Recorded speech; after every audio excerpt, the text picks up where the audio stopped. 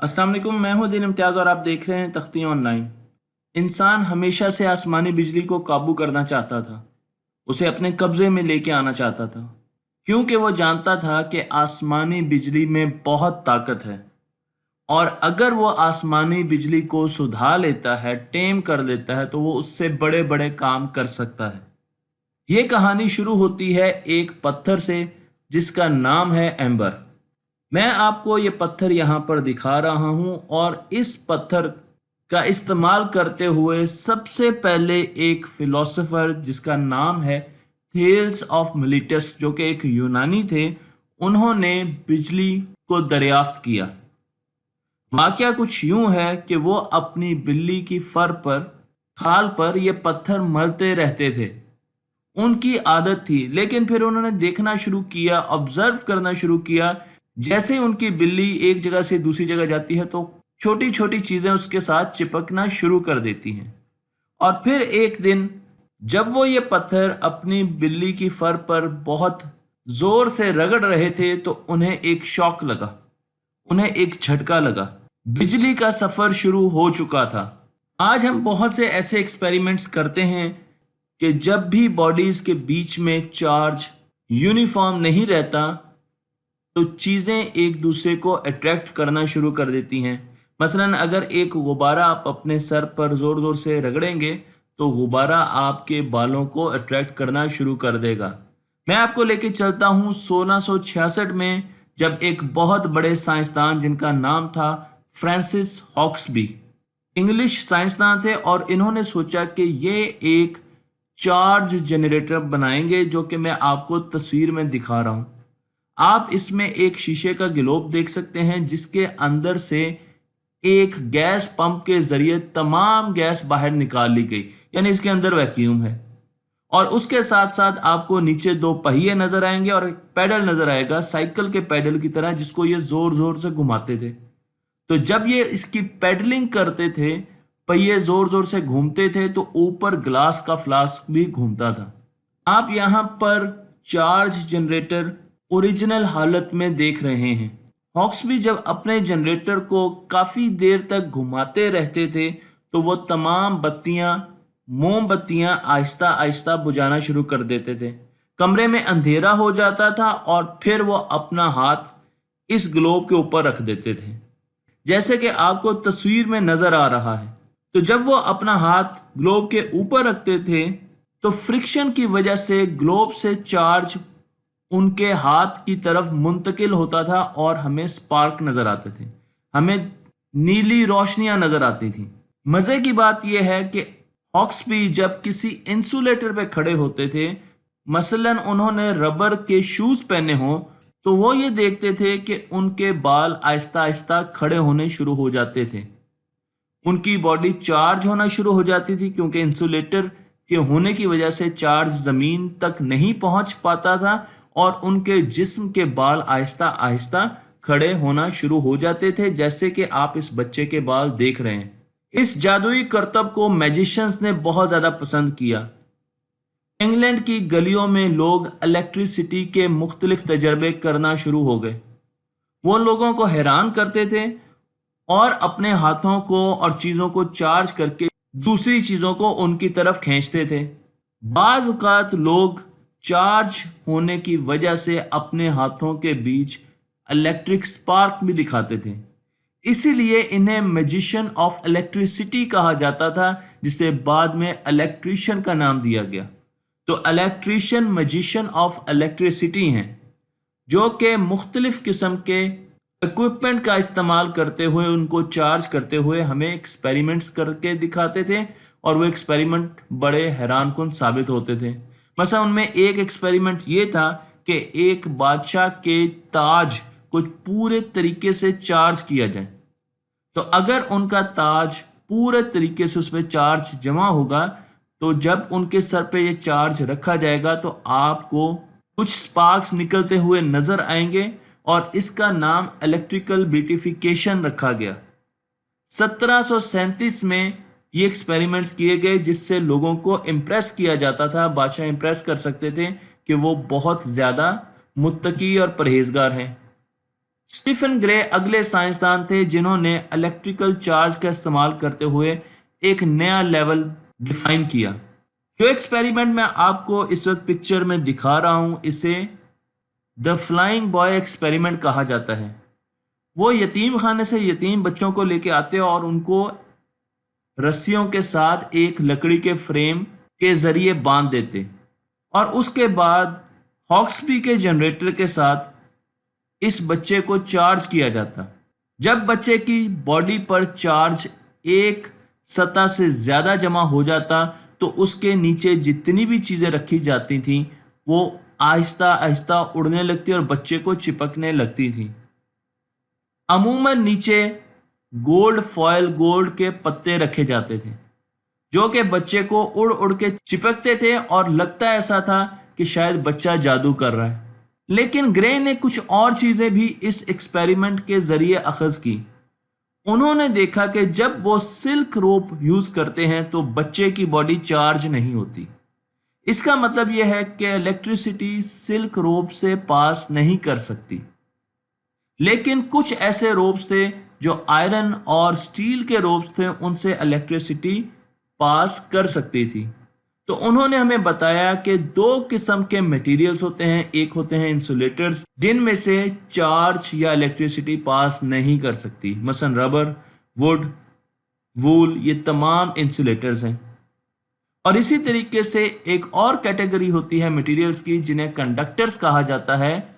इनमें electricity pass कर सकती है, चार्ज पास कर सकता है, जिसमें हमारे पास आयरन, स्टील, गोल्ड, एल्यूमिनियम और दूसरी मेटल्स आती हैं। इलेक्ट्रिसिटी पे अब पूरी दुनिया में एक्सपेरिमेंट हो रहे थे, लेकिन बहुत से साइंसदान ये चाहते थे कि वो इलेक्ट्रिसिटी को स्टोर कर सकें, क्योंकि वो इलेक्ट्रिसिटी को एक फ्लूइड समझते थे। और इसी सिलसिले में मैं आपको लेके चलता हूँ हॉलैंड, नीदरलैंड के एक शहर लेडेन में। लेडेन में हमारे पास एक और साइंसदान है, इनका नाम माशाल्लाह बहुत ज़्यादा आसान है, पीटर वैन मुशनब्रोक। पीटर वैन मुशनब्रोक, उम्मीद है कि मैंने इस नाम के साथ ज्यादती नहीं की होगी। इन्होंने सोचा कि हम जिस तरीके से पानी को टैंकों में स्टोर कर सकते हैं, इसी तरीके से, क्योंकि इलेक्ट्रिसिटी भी फ्लो है एक किस्म के लिक्विड का जिसे वो जानते नहीं थे, तो उनका ये ख्याल था कि उनको भी हम इलेक्ट्रिसिटी को स्टोर कर सकते हैं। और उसके लिए उन्होंने एक जार लिया और उसके अंदर पानी डाला। इस जार को लेडेन जार कहा जाता है। और फिर हॉक्सबी के जनरेटर के साथ इस फ्लास्क को चार्ज करना शुरू कर दिया। पहले केस में उन्होंने ये फ्लास्क एक टेबल पे रखा, मेटल टेबल होगा, और उसको चार्ज करना शुरू कर दिया। लेकिन कुछ नहीं हुआ, पानी में चार्ज स्टोर नहीं हुआ, क्योंकि वो मेटल टेबल से होता हुआ नीचे ज़मीन में चला जाता था। फिर उन्होंने उसके नीचे एक इंसुलेटर रखा, एक रबर की शीट रखी। और जब उन्होंने रबर की शीट रखी और उसको चार्ज करते रहे, और फिर उसके बाद उन्होंने जैसे ही उसको टच किया तो उनको एक शॉक लगा, स्पार्क हुआ। उन्होंने ये भी महसूस किया कि जब जार को ज़्यादा चार्ज किया जाता है, शॉक ज़्यादा स्वेयर लगता है। शॉक इतना ज़्यादा स्वेयर था कि कुछ अरसे के बाद उन्होंने एक्सपेरिमेंट करना छोड़ दिया। लेकिन उन्हें अंदाज़ा हो चुका था कि इस लेडेन जार में उन्होंने एनर्जी को, चार्ज को स्टोर कर लिया था। वो ये समझते थे कि इलेक्ट्रिसिटी को स्टोर किया जा सकता है। कुछ अरसे के बाद उनके जहन में एक और ख्याल आया, तो उन्होंने एक आयरन रॉड ली और उस रॉड को इस जार की बॉडी के साथ लगाया और इसके ऊपर जो मेटल रॉड थी उसके साथ लगाया। क्योंकि ये चार्ज था पूरा, जैसे ही हम एक और मेटल को इसके करीब लेके आए, इसके बीच में उनको स्पार्क नजर आया। स्पार्क बहुत बड़ा था, इससे उनको अंदाजा हो गया कि इस लेडन जार में हम चार्ज को स्टोर कर सकते हैं। अगर हम एक से ज़्यादा लेडन जार ले लें तो हम और ज़्यादा एनर्जी और ज़्यादा चार्ज इनमें स्टोर कर सकते हैं। तो यहाँ से हमारे पास बैटरी का पहला कॉन्सेप्ट आया। लेकिन बैटरी के कॉन्सेप्ट को आगे लेकर गए बेंजामिन फ्रैंकलिन, जो कि एक अमेरिकन पॉलीमैथ थे, पॉलिटिशियन भी थे, साइंटिस्ट भी थे, इलेक्ट्रिशियन भी थे। काफ़ी ज़्यादा टोपियाँ इन्होंने एक वक्त में पहनी हुई थी और इन्होंने सोचा कि हम चार्ज को बिल्कुल वैसे ही स्टोर कर सकते हैं जैसे कि हम बैंक में अकाउंट रखते हैं। तो डेबिट और क्रेडिट, या हमारे अकाउंट में पैसे होते हैं या हम मकरूज होते हैं। इसी तरीके से अगर इस बैटरी को देखा जाए तो इसमें अगर चार्ज है तो हम कहेंगे कि वो इसका पॉजिटिव टर्मिनल है। ये बेंजामिन फ्रैंकलिन की डेफिनेशन है, जो कि आज हमारी अंडरस्टैंडिंग से थोड़ी सी मुख्तलिफ है। और अगर चार्ज कम है तो हम उसको नेगेटिव कहेंगे। बेंजामिन फ्रैंकलिन का ये कहना था कि तमाम बॉडीज को न्यूट्रल रखने के लिए जब भी किसी बॉडी के पास पॉजिटिव चार्ज ज़्यादा होता है तो वो हमेशा दूसरी बॉडी की तरफ फ्लो करता है। बेंजामिन फ्रैंकलिन का ये कहना था कि current flow of positive charge है, और साथ वो ये भी कह रहे थे कि चार्ज को हम स्टोर भी कर सकते हैं। उनका एक और बड़ा मशहूर एक्सपेरिमेंट फ्लाइंग काइट एक्सपेरिमेंट था, जिसमें वो ये जांचना चाहते थे कि बिजली, आसमानी बिजली, क्या वो भी इलेक्ट्रिकल चार्ज की एक शक्ल है। और उसके लिए उन्होंने बादलों के बीच में एक पतंग उड़ाना शुरू किया, जिसके साथ एक स्ट्रिंग बंधा हुआ था जिससे इलेक्ट्रिसिटी पास कर सकती थी, और आगे एक की लगी हुई थी। वो ये समझते थे कि जब ये काइट, ये पतंग बादलों के बहुत करीब होगा तो इलेक्ट्रिसिटी या थंडरस्टॉर्म इसको टकराएगी, और उसके जरिए वो रोप या स्ट्रिंग से होती हुई इस की तरफ आएगी। ये उनकी खुशकिस्मती है कि उन्होंने इस माइंड एक्सपेरिमेंट को कभी करके नहीं देखा, वरना वो अपनी मौत से बहुत पहले ही मर जाते। लेकिन उनके इस एक्सपेरिमेंट को और शक्लों में किया डेलिबार्ड ने, जो कि एक बहुत मशहूर साइंटिस्ट थे, और उन्होंने एक नया apparatus बनाया जिसमें एक बहुत ऊंचा पोल बनाया गया और उसके नीचे एक बोतल रखी गई जिसमें लिक्विड था। डेलिबार्ड का यह ख्याल था कि जब इस पोल से लाइट स्ट्राइक करेगी, थंडरस्टॉर्म की लाइट, आसमानी बिजली स्ट्राइक करेगी, तो वो इसे स्टोर कर सकते हैं। उनके इस एक्सपेरिमेंट को करते हुए एक जर्मन साइंटिस्ट अपनी जान से हाथ धो बैठे, क्योंकि ये बहुत खतरनाक एक्सपेरिमेंट था और लाइट की वोल्टेज लेवल बहुत ज़्यादा होते हैं। बेंजामिन फ्रैंकलिन के पेपर्स और बुक्स मैं आपको यहाँ पे दिखा रहा हूँ, जिसमें उन्होंने बताया कि फ्लो ऑफ पॉजिटिव चार्ज इसलिए होता है कि वो नेगेटिव चार्ज को कैंसिल कर सके, और जब ये एक दूसरे को कैंसिल करते हैं तो स्पार्क प्रोड्यूस होता है, क्योंकि इन्होंने तमाम बॉडीज को न्यूट्रलाइज करना है। उनका यह ख्याल है कि जब हम इंसुलेटर रखते हैं लेडन जार के नीचे, तो जनरेटर से नेगेटिव चार्ज इस पानी में जमा होता रहता है। हॉक्सबी का जो जनरेटर है उससे नेगेटिव चार्ज यहाँ से होता हुआ इस पानी में जमा होता है, और उसको न्यूट्रलाइज करने के लिए ग्राउंड से पॉजिटिव चार्ज आता है, और जब ये पॉजिटिव चार्ज और नेगेटिव चार्ज एक दूसरे से इंटरेक्ट करते हैं तो हमें स्पार्क मिलता है, हमें एक शॉक मिलता है, जो कि मैं आपको यहाँ पर दिखा रहा हूँ। और इससे नेगेटिव चार्ज कैंसल आउट हो जाता है और बॉडी, ह्यूमन बॉडी और लेडन जार दोनों न्यूट्रलाइज हो जाते हैं। ऐसा कहना था बेंजामिन फ्रैंकलिन का, और उनका यह ख्याल था कि लेडन जार एनर्जी को स्टोर कर सकता है, जैसा कि आज की दुनिया में हम कैपेसिटर्स को देखते हैं। कैपेसिटर्स ऐसे डिवाइसेस हैं जो बहुत कम अमाउंट में एनर्जी को स्टोर कर सकते हैं। कैपेसिटर्स हमारी पावर सप्लाईज में भी बहुत ज़्यादा यूज़ होते हैं, जहाँ पर ये वोल्टेज को स्मूथ बनाते हैं, उनमें से रिपल्स निकाल देते हैं, छोटी छोटी ऑसिलेशंस निकाल देते हैं, और क्रिटिकल डिवाइसेस को बचाने के लिए भी कैपेसिटर्स का इस्तेमाल इलेक्ट्रॉनिक सर्किट्स में बहुत ज़्यादा होता है। इसके अलावा भी इनके इस्तेमाल बहुत ज़्यादा होते हैं। कई जगह पर इन्होंने मुख्तलिफ किस्म की वोल्टेजेस को ब्लॉक भी करना होता है, लेकिन वो हम किसी और वीडियो में देखेंगे। बिजली को काबू करने का अगला कॉन्सेप्ट, अगला हिंट आया हमें सी लाइफ से, जब लंदन के मछेरे ऐसी मछलियों के बारे में बातें करना शुरू हो गए जिनको पकड़ने के लिए जब वो जाते थे तो उन्हें शॉक लगता था। इन मछलियों को टॉर्पीडो फिश कहा जाता है। वो काटती नहीं थी, बल्कि वो अपने दुश्मन को इलेक्ट्रिक शॉक देती थी।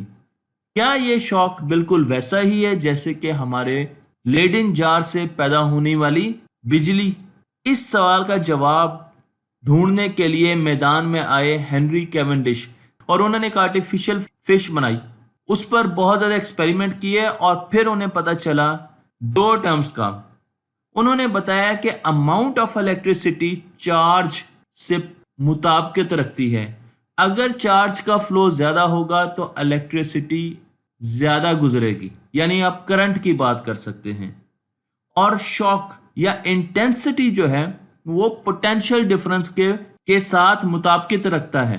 इन्हीं रूल्स के बेसिस पर उन्होंने बताया कि लेडेन जार हाई वोल्टेज रखता है लेकिन इसमें चार्ज फ्लो ज्यादा नहीं करता, यानी इसमें पोटेंशियल डिफरेंस बहुत ज्यादा है इसलिए आर्क प्रोड्यूस होता है लेकिन करंट फ्लो नहीं होता, चार्ज ज्यादा फ्लो नहीं करता।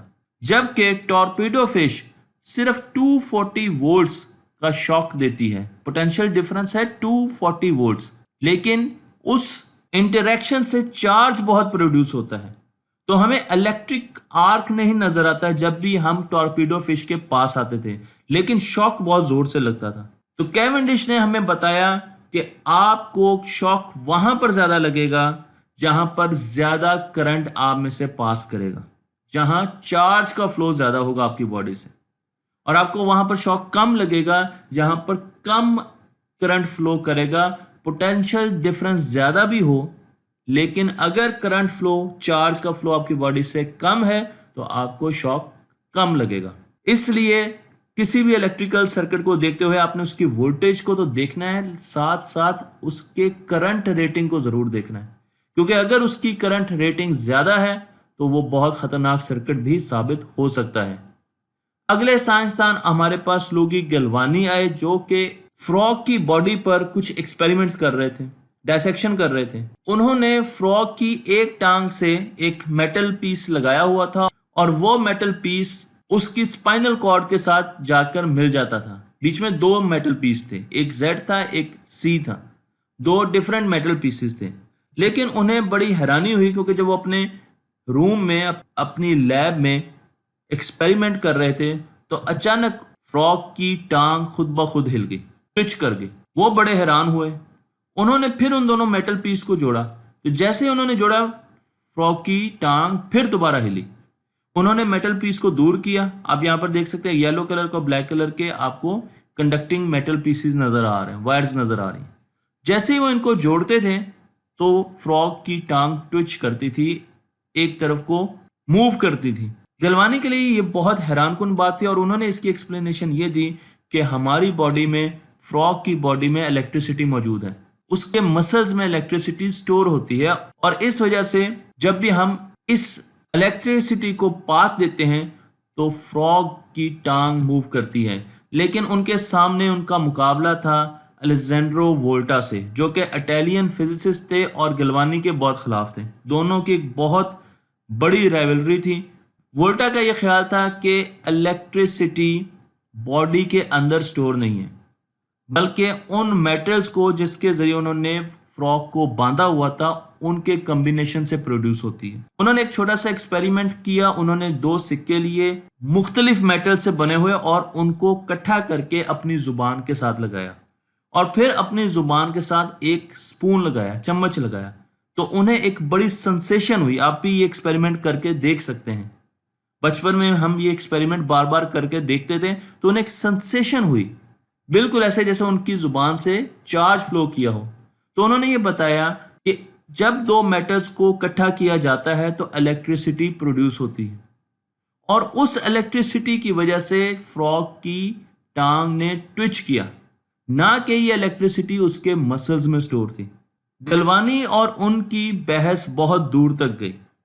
वोल्टा ने गलवानी को गलत साबित करने के लिए एक बैटरी बनाने का सोचा, क्योंकि वो फ्रॉग के मसल्स को कॉन्टिन्यूअस सप्लाई देना चाहते थे और वो ये एक्सपेरिमेंट ज्यादा देर के लिए करना चाहते थे। उन्हें ये आइडिया आया टॉर्पीडो फिश से।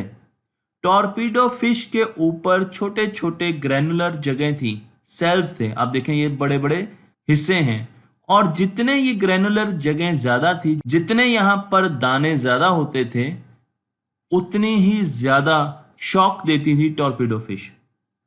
इस चीज को देखते हुए वोल्टा को एक आइडिया आया और उन्होंने दो मेटल्स को इकट्ठा जोड़ के सैंडविच बनाना शुरू कर दिया। उनकी बैटरी मैं आपको यहां पर दिखा रहा हूं, जिसका एक टर्मिनल पॉजिटिव है और दूसरा टर्मिनल नेगेटिव है। और आज हम जानते हैं कि करंट इलेक्ट्रॉन्स का फ्लो है, बिल्कुल ऐसे ही जैसे पानी ऊपर से नीचे की तरफ आता है, इसी तरीके से करंट फ्लो करता है, ज्यादा पोटेंशियल से हाई पोटेंशियल से कम पोटेंशियल की तरफ। वोल्टा ने जिंक और कॉपर की डिस्क्स ली और उनको इकट्ठा सैंडविच कर दिया। उसके ऊपर फिर जिंक और कॉपर की डिस्क ली और सैंडविच कर ली, और इस तरीके से उन्होंने मल्टी लेयर्ड एक बैटरी बनाई। इस बैटरी से करंट प्रोड्यूस होता था, और फिर उन्होंने फ्रॉग का एक्सपेरिमेंट किया और गलवानी को बिल्कुल गलत साबित कर दिया, क्योंकि जब कॉन्टिन्यूसली उन्होंने फ्रॉग में से इलेक्ट्रिसिटी को पास किया तो उससे साबित हो गया कि ये एनर्जी फ्रॉग के अंदर मौजूद नहीं थी, बल्कि इस बड़ी बैटरी ने फ्रॉग को ये एनर्जी बाहर से एक्सटर्नली दी। लेकिन जब वो अपना एक्सपेरिमेंट कर रहे थे तो उन्होंने एक और प्रोसेस को भी दरियाफ्त किया। मैं आपको यहाँ पे दिखा रहा हूँ कि ये आप देखिए, ये स्विच है। जब ये स्विच इस तरफ चला जाएगा तो ये दोनों टर्मिनल मिल जाएंगे और हमारे पास करंट फ्लो करेगा। करंट फ्लो करने के बीच में हमने दो बाउल्स रखे हैं जिनमें पानी है, और उसके बाद हमने आगे फ्रॉग की टांग के साथ अपनी वायर्स कनेक्ट कर दी। अब जैसे ये सर्किट कंप्लीट करते थे, स्विच को ऑन करते थे, तो फ्रॉग की जो लेग है वो ट्विच करती थी, और जब ये इसको डिस्कनेक्ट करते थे, इस पीस को इधर कर देते थे, तो फ्रॉग की जो लेग है वो दोबारा नॉर्मल हो जाती थी। तो वो बार बार ये करते थे और फ्रॉग की लेग हिलना शुरू कर देती थी, जिससे उन्होंने साबित किया कि एक्चुअली ये एक्सटर्नल एनर्जी है जिससे ये काम हो रहा है। लेकिन साथ साथ उन्होंने नोट किया कि इन पानी के बीकर्स में से उनको गैस निकलती हुई महसूस हुई, और बाद में उन्होंने अपने एक्सपेरिमेंट से बताया कि जब भी हम पानी में से करंट को गुजारते हैं, चार्ज को गुजारते हैं, तो वो पानी को डिकम्पोज कर देता है हाइड्रोजन और ऑक्सीजन में, जिसे इलेक्ट्रोलिसिस कहते हैं। तो वोल्टा ने इलेक्ट्रोलिसिस का एक्सपेरिमेंट करके भी लोगों को दिखाया। वोल्टा के काम को आगे लेके गए हम्फ्री डेवी, और इन्होंने पहली लार्ज स्केल बैटरी बनाई। मैं आपको लेके चलता हूं एक कमरे में जिसके अंदर 800 वोल्टेक पाइल्स मौजूद हैं। हम्फ्री डेवी की ये बैटरी है जिसमें उन्होंने लेड-इन जार्स का इस्तेमाल किया और बहुत ज्यादा चार्ज स्टोर किया, और जब उन्होंने लोगों के सामने अपनी डिमॉन्स्ट्रेशन दी तो उन्होंने दो इलेक्ट्रोड्स को लिया, दो मेटल पीसेस को लिया जो कि इन बैटरी के साथ कनेक्टेड थे, एक पॉजिटिव एक नेगेटिव, और जब उनको करीब लेके आए तो इतनी तेज रोशनी पैदा हुई, इतना तेज स्पार्क प्रोड्यूस हुआ कि लोग हैरान रह गए। गलवानी तो वोल्टा से हार चुके थे, लेकिन उनकी आने वाली नस्लें कुछ नया ही करने जा रही थी। मैं आपको अल्दीनी की तरफ लेके चलता हूं, जो गलवानी की नस्ल में से थे, और उन्होंने 1803 में इलेक्ट्रिसिटी को पास करना शुरू कर दिया जानवरों में से मुर्दा इंसानों में, और देखना शुरू कर दिया कि इलेक्ट्रिसिटी को अगर मरे हुए जानवरों में से गुजारा जाए तो क्या वो जिंदा हो सकते हैं। उनके बहुत से ऐसे एक्सपेरिमेंट हैं जिनमें उन्होंने मुर्दा इंसानों को इलेक्ट्रिक शॉक दे के बिठा दिया, उनका हाथ हिला दिया, मुख्तलिफ किस्म की मूवमेंट्स कराई, और फिर उन्होंने अपने ये तमाम एक्सपेरिमेंट्स लोगों के सामने डिमॉन्स्ट्रेट किए। मैं आपको उनके कुछ एक्सपेरिमेंट्स यहां पर दिखा रहा हूं। जब वो अपने ये सारे एक्सपेरिमेंट्स डिमॉन्स्ट्रेट कर रहे थे, उन्होंने एक मुर्दा बंदे को, एक मरे हुए इंसान को इलेक्ट्रिक शॉक दे के लोगों के सामने बिठाया, तो शायकीन बहुत ज्यादा मुतासिर हुए, लेकिन उनमें एक मुतासिर होने वाली खातून का नाम मैरी शेली भी था, जिन्होंने इस एक्सपेरिमेंट से एक नया कैरेक्टर लिया जिसे फ्रैंकनस्टाइन कहा जाता है। उन्होंने इस पर किताब लिखी।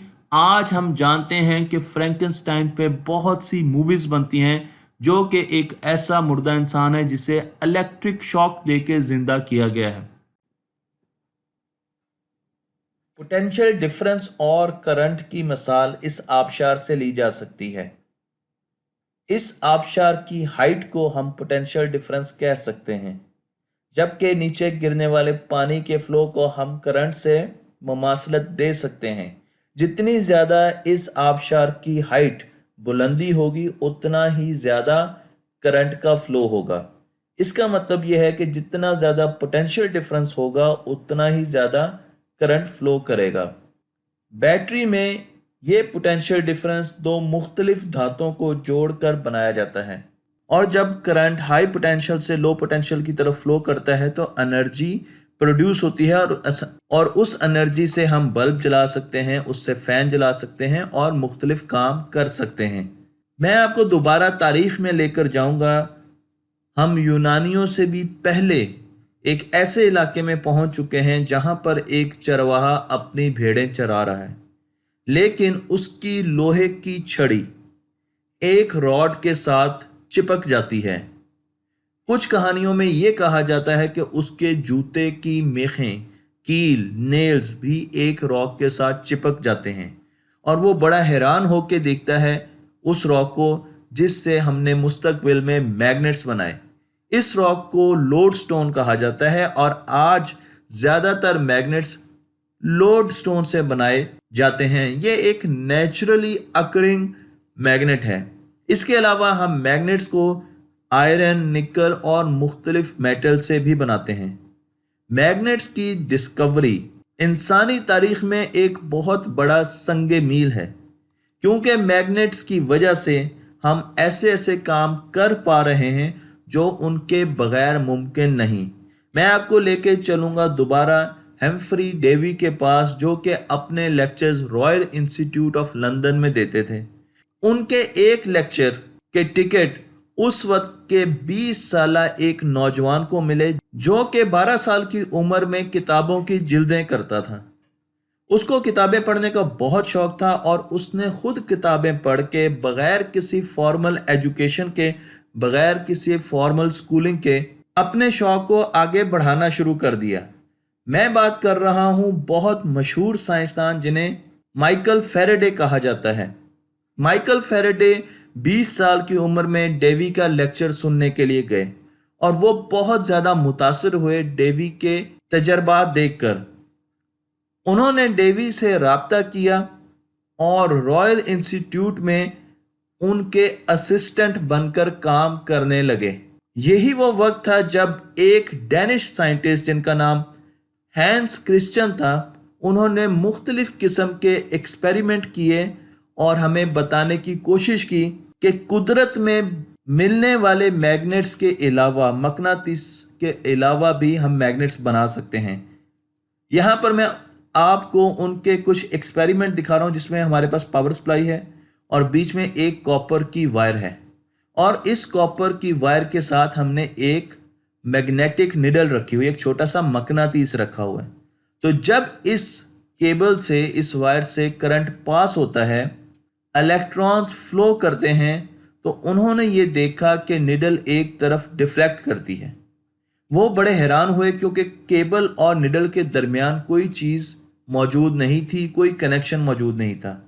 उन्होंने पावर सप्लाई की पोलैरिटी, बैटरी की पोलैरिटी चेंज कर दी, पॉजिटिव की जगह नेगेटिव कर दिया और नेगेटिव की जगह पॉजिटिव किया, तो उन्होंने देखा कि मैग्नेटिक निडल की मूवमेंट भी ऑपोजिट हो गई। इससे उन्होंने ये अंदाज़ा लगा लिया कि करंट जब फ्लो करता है तो उसके अक्रॉस एक फील्ड प्रोड्यूस होती है जिसे हम देख नहीं सकते, लेकिन मैग्नेट्स अगर उस फील्ड के अंदर रखे जाएं तो उसे सेंस करते हैं।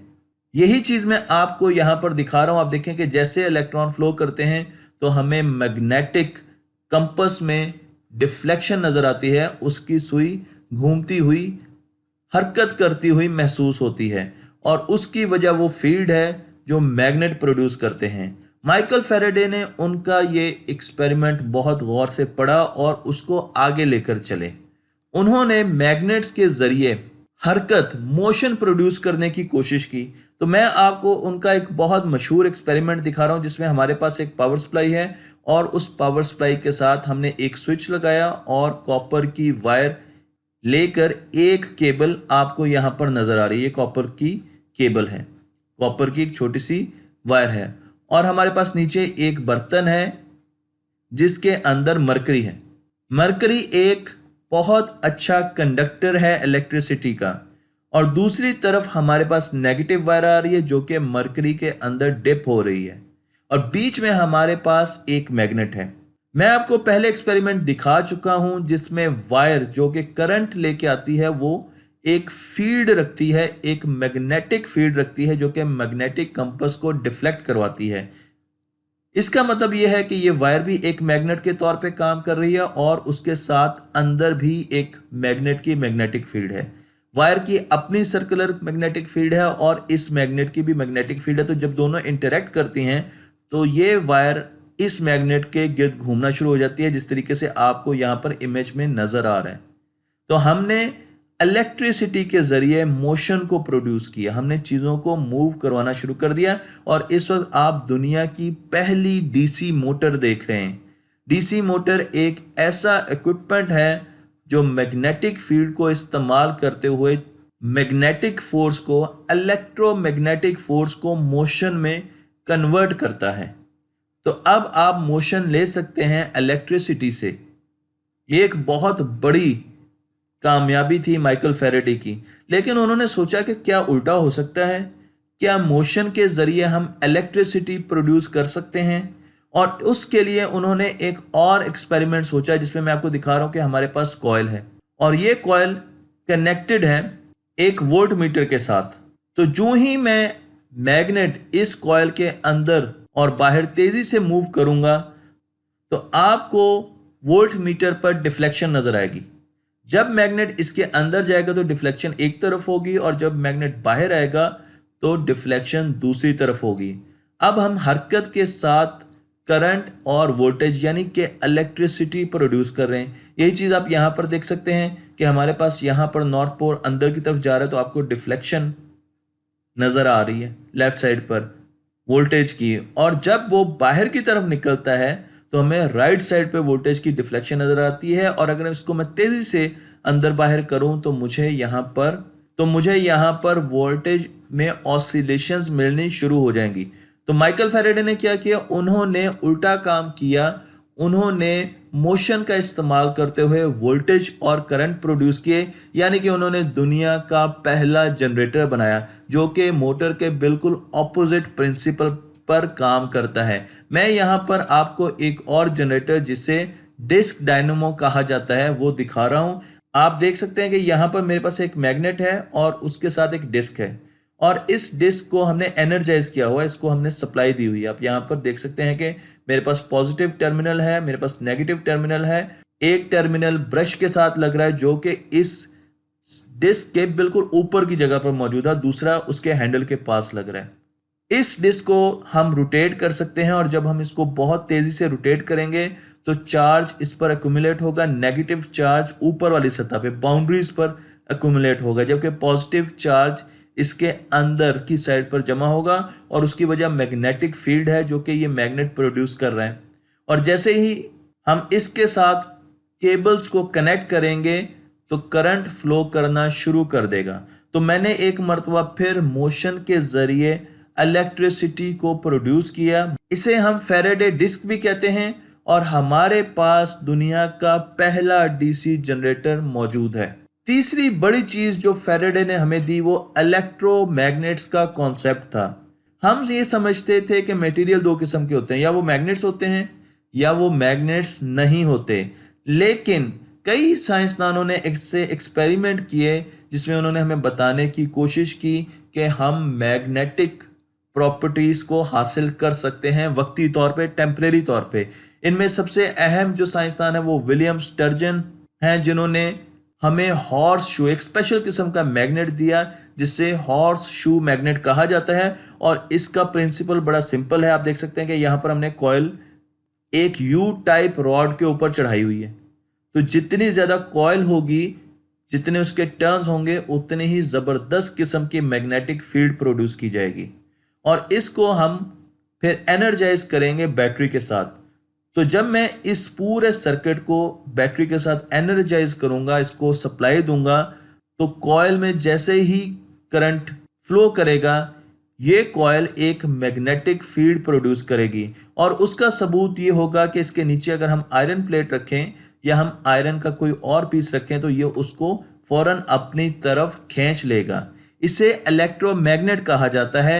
ये उस वक्त तक इलेक्ट्रोमैग्नेट है जब तक कि इसके अंदर से सप्लाई गुजर रही है। तो हमारे पास अब 3 किस्म के मैग्नेट्स आ चुके थे।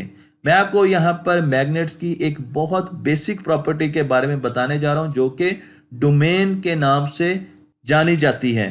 मैग्नेट्स के अंदर बहुत सी डोमेन्स होती हैं, यानी आप समझ लें कि छोटे छोटे मैग्नेट्स होते हैं। अगर आप इस जगह पर देखें तो आपको ये छोटी छोटी डोमेन्स नजर आ रही हैं, उनके अंदर आपको मैग्नेटिक फील्ड की डायरेक्शंस भी नजर आ रही हैं। और क्योंकि ये एक मैग्नेट नहीं है तो यहाँ पर आप देख सकते हैं कि मैग्नेटिक फील्ड की डायरेक्शन मुख्तलिफ तरफ हैं और इसलिए अगर मैं तमाम मैग्नेटिक फील्ड्स को ऐड करूंगा तो नेट मैग्नेटिक फील्ड 0 होगी और ये मटेरियल नॉन मैग्नेटिक होगा क्योंकि इसमें डोमेन्स की मैग्नेटिक फील्ड की डायरेक्शन मुख्तलिफ है। जबकि हम दूसरी तरफ मैग्नेट्स को देखते हैं तो उनकी अगर डोमेन्स को देखें तो वो एक ही डायरेक्शन में है, साउथ टू नॉर्थ। तो उनको जब इकट्ठा किया जाएगा, सम किया जाएगा, तो हमें नेट मैग्नेटिक फील्ड मिलेगी। इसलिए वो चीज़ों को हमेशा अपनी तरफ खींचते हैं और उनकी मैग्नेटिक फील्ड की लाइंस भी हमें नजर आती हैं, जो कि आप यहाँ पर भी देख रहे हैं। लेकिन एक तीसरी किस्म का मैग्नेट भी अब बना लिया है इंसानों ने, जिसे इलेक्ट्रोमैग्नेट कहा जाता है।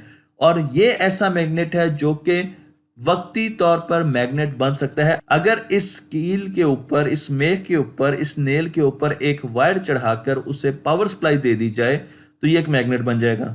इस मैग्नेट को हम कंट्रोल कर सकते हैं स्विच के साथ। अगर मैं स्विच को क्लोज करूं तो ये मैग्नेट होगा, अगर मैं स्विच को ओपन करूं तो ये एक मैग्नेट नहीं रहेगा। तो इस तरीके से मैं इसकी प्रॉपर्टीज को कंट्रोल कर सकता हूं, जिसे हम इलेक्ट्रोमैग्नेट्स कहते हैं। और यहां पर भी आप इलेक्ट्रोमैग्नेट्स देख सकते हैं। यहां पर इंडक्शन को डिस्कस करना बहुत ज्यादा जरूरी है। जब भी किसी कॉइल में से करंट फ्लो करता है तो वो एक मैग्नेटिक फील्ड प्रोड्यूस करती है।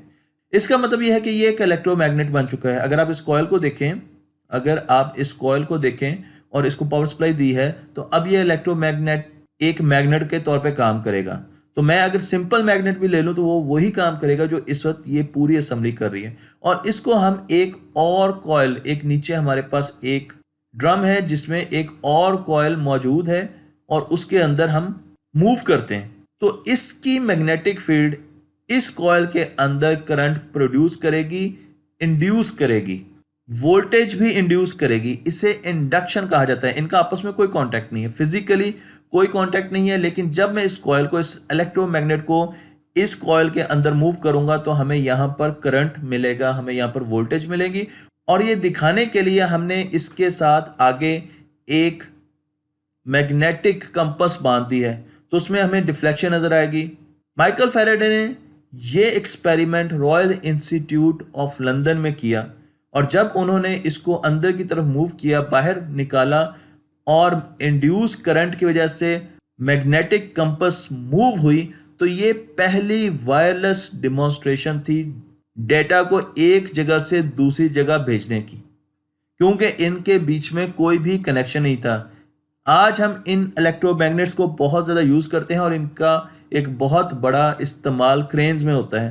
तो यहाँ पर मेरे पास एक इलेक्ट्रोमैग्नेट है और मैंने इसको गार्बेज के ऊपर रख कर इसको जब ऑपरेट किया, इसमें करंट को फ्लो किया, तो ये एक इलेक्ट्रोमैग्नेट बन गया और इसने तमाम चीज़ें अपनी तरफ खींच ली। और फिर मैंने लोहे की तमाम चीज़ों को दूसरी तरफ इस प्लेट को ले जाकर इसमें करंट बंद किया, तो ये एक नॉन मैग्नेट बन गया और तमाम चीज़ें इसने नीचे गिरा दी। तो इस तरीके से हम इलेक्ट्रोमैग्नेट्स को बहुत ज़्यादा इस्तेमाल करते हैं, लेकिन इसका असल फ़ायदा हुआ लॉन्ग डिस्टेंस कम्युनिकेशन में, क्योंकि आप यहाँ पर देख लें कि हमारे पास एक बैटरी है और यहाँ पर मेरे पास एक प्लेट है जिसको मैं इलेक्ट्रोमैग्नेट बना रहा हूँ और उससे काम कर रहा हूँ। तो ये प्लेट अगर बहुत दूर है तो बीच में एक स्विच लगाकर इस प्लेट की इलेक्ट्रोमैग्नेटिक कैरेक्टरिस्टिक्स को मैं कंट्रोल कर सकता हूँ। तो अगर ये चीज़ों को अपनी तरफ खींचती है तो आप समझ जाएंगे कि मैंने स्विच ऑन किया हुआ है, हालांकि मैं आपको नज़र नहीं आ रहा, मैं दूसरे शहर में बैठा हूँ। और अगर ये चीज़ों को नीचे फेंकनी है तो आप समझ जाएंगे कि स्विच ऑफ हुआ है। आपको स्विच का स्टेटस मिल रहा होगा, हालांकि आप स्विच को नहीं देख रहे। यही चीज़ हमने इस्तेमाल की टेलीग्राफ में। तो मैं आपको यहाँ पर टेलीग्राफ का प्रिंसिपल तो आप समझ चुके हैं, लेकिन मैं आपको यहाँ पर उसका सर्किट दिखा रहा हूँ। तो आप देख सकते हैं कि यहाँ पर हमारे पास एक बैटरी है और उस बैटरी का नेगेटिव टर्मिनल दूसरे शहर जा रहा है और उसका पॉजिटिव टर्मिनल एक स्विच के जरिए, ये एक स्विच है जिसको दबाएंगे तो ये आपस में मिल जाएंगे और उसका जो पॉजिटिव टर्मिनल है वो थ्रू हो जाएगा और वो भी दूसरे शहर जा रहा है। तो जब मैं इसको दबाऊंगा तो यहाँ पर वोल्टेज रिसीव होंगे और जब मैं इसको नहीं दबाऊंगा यहाँ पर वोल्टेज नहीं जाएंगी। तो इंसान ने सबसे पहले इस्तेमाल किया मॉर्स कोड, जो कि डॉट और लाइन पर बेस करता है, 1 और 0 आप कह सकते हैं। तो जब मैं यहाँ पर कोई भी डेटा ट्रांसमिट करूंगा 1010, तो मैं इसको दबाऊंगा छोड़ूंगा, दबाऊंगा छोड़ूंगा, क्योंकि जब मैं दबाऊंगा तो यहाँ पर 1 आएगा। यहाँ पर एक हॉर्सशू मैग्नेट लगा हुआ है, इलेक्ट्रोमैग्नेट लगा हुआ है। जैसे ही वोल्टेज इस तक पहुंचेगी ये ऊपर वाली निडल को अपनी तरफ खींच लेगा, तो पेपर पे हमें 1 मिल जाएगा। और जब मैं इसको छोड़ूंगा तो ये मैग्नेट भी अपना काम करना छोड़ देगा और ये पेंसिल ऊपर की तरफ चली जाएगी, ये पेन ऊपर चला जाएगा और ये कुछ नहीं लिखेगा।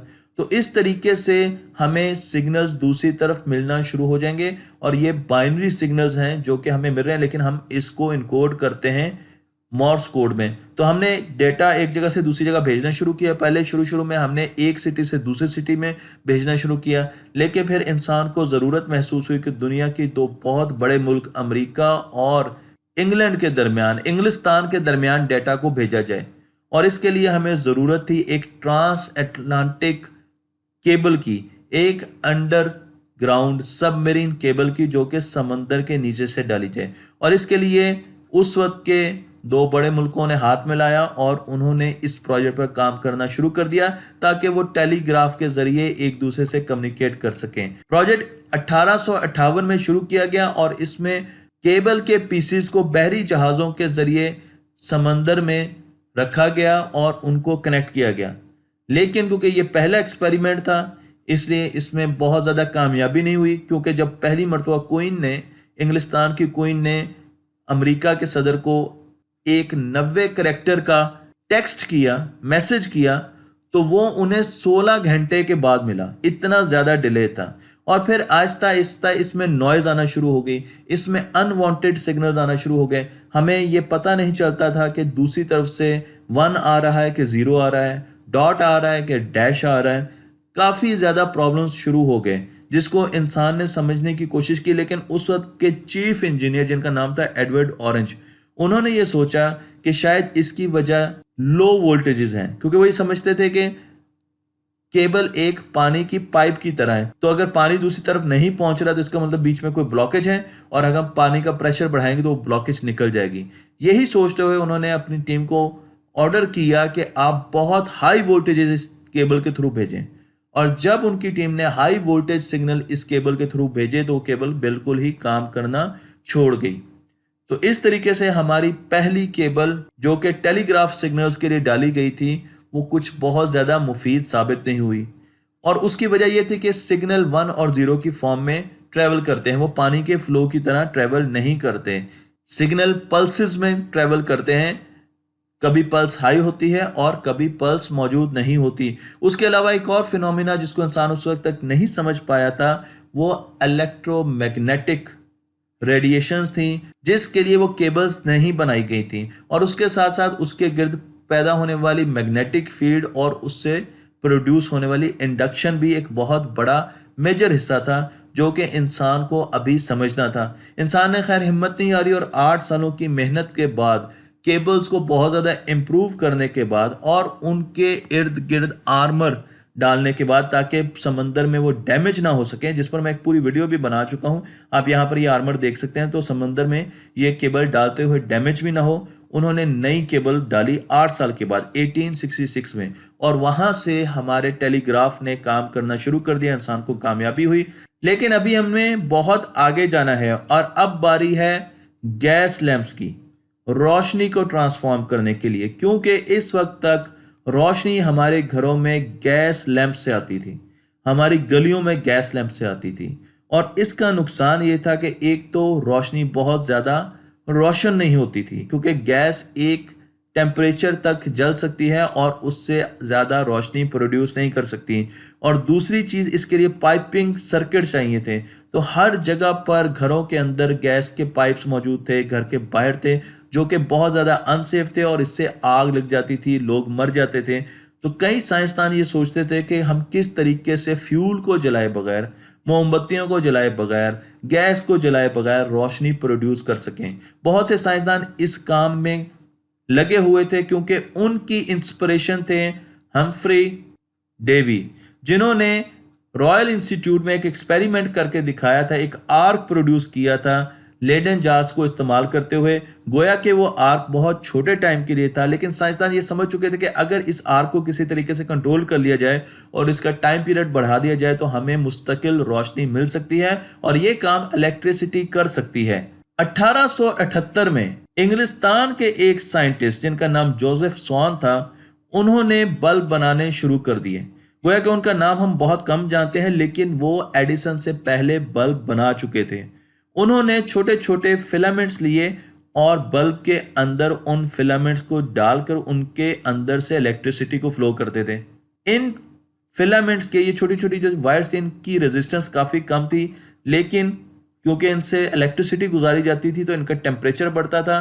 थोड़ी देर के लिए उनका रेजिस्टेंस भी बढ़ जाता था गर्म होने की वजह से और वो ग्लो करना शुरू कर देते थे, लेकिन वो बहुत थोड़े टेम्परेचर के लिए ग्लो करते थे। तो उन्होंने कार्बन फिलामेंट्स को इस्तेमाल किया, मुख्तलिफ किस्म के फिलामेंट्स को इस्तेमाल करते हुए लैंप तो बना लिया, लेकिन उस लैंप का मुस्तकिल रोशनी देना अभी मसला बाकी है। उसके लिए हम चलते हैं मैनहट्टन, न्यूयॉर्क, जहां पर एक बहुत बड़े साइंसदान अपनी टीम के साथ काम कर रहे हैं। उनका नाम एडिसन है और एडिसन पे मैं बहुत सी वीडियोस बना चुका हूं और उन्होंने यही काम शुरू किया है। उन्होंने मुख्तलिफ धातुओं को, मुख्तलिफ मेटल्स को टेस्ट करना शुरू किया है लैंप्स के लिए, इनकैंडेसेंट लाइट के लिए। ये इनकैंडेसेंट बल्ब की बात हो रही है और उन्होंने उसमें एक्सपेरिमेंट किया प्लेटिनम पर। और प्लेटिनम को इस्तेमाल करने की वजह यह कि उसका मेल्टिंग पॉइंट बहुत ज़्यादा हाई होता है, तो उसका मतलब यह है कि उसको ज़्यादा गर्म किया जा सकता है और वो मेल्ट भी नहीं करेगा। और जब वो ज़्यादा गर्म होगा तो उसमें रेजिस्टेंस उसका काफ़ी है, तो उसका टेम्परेचर जब बढ़ेगा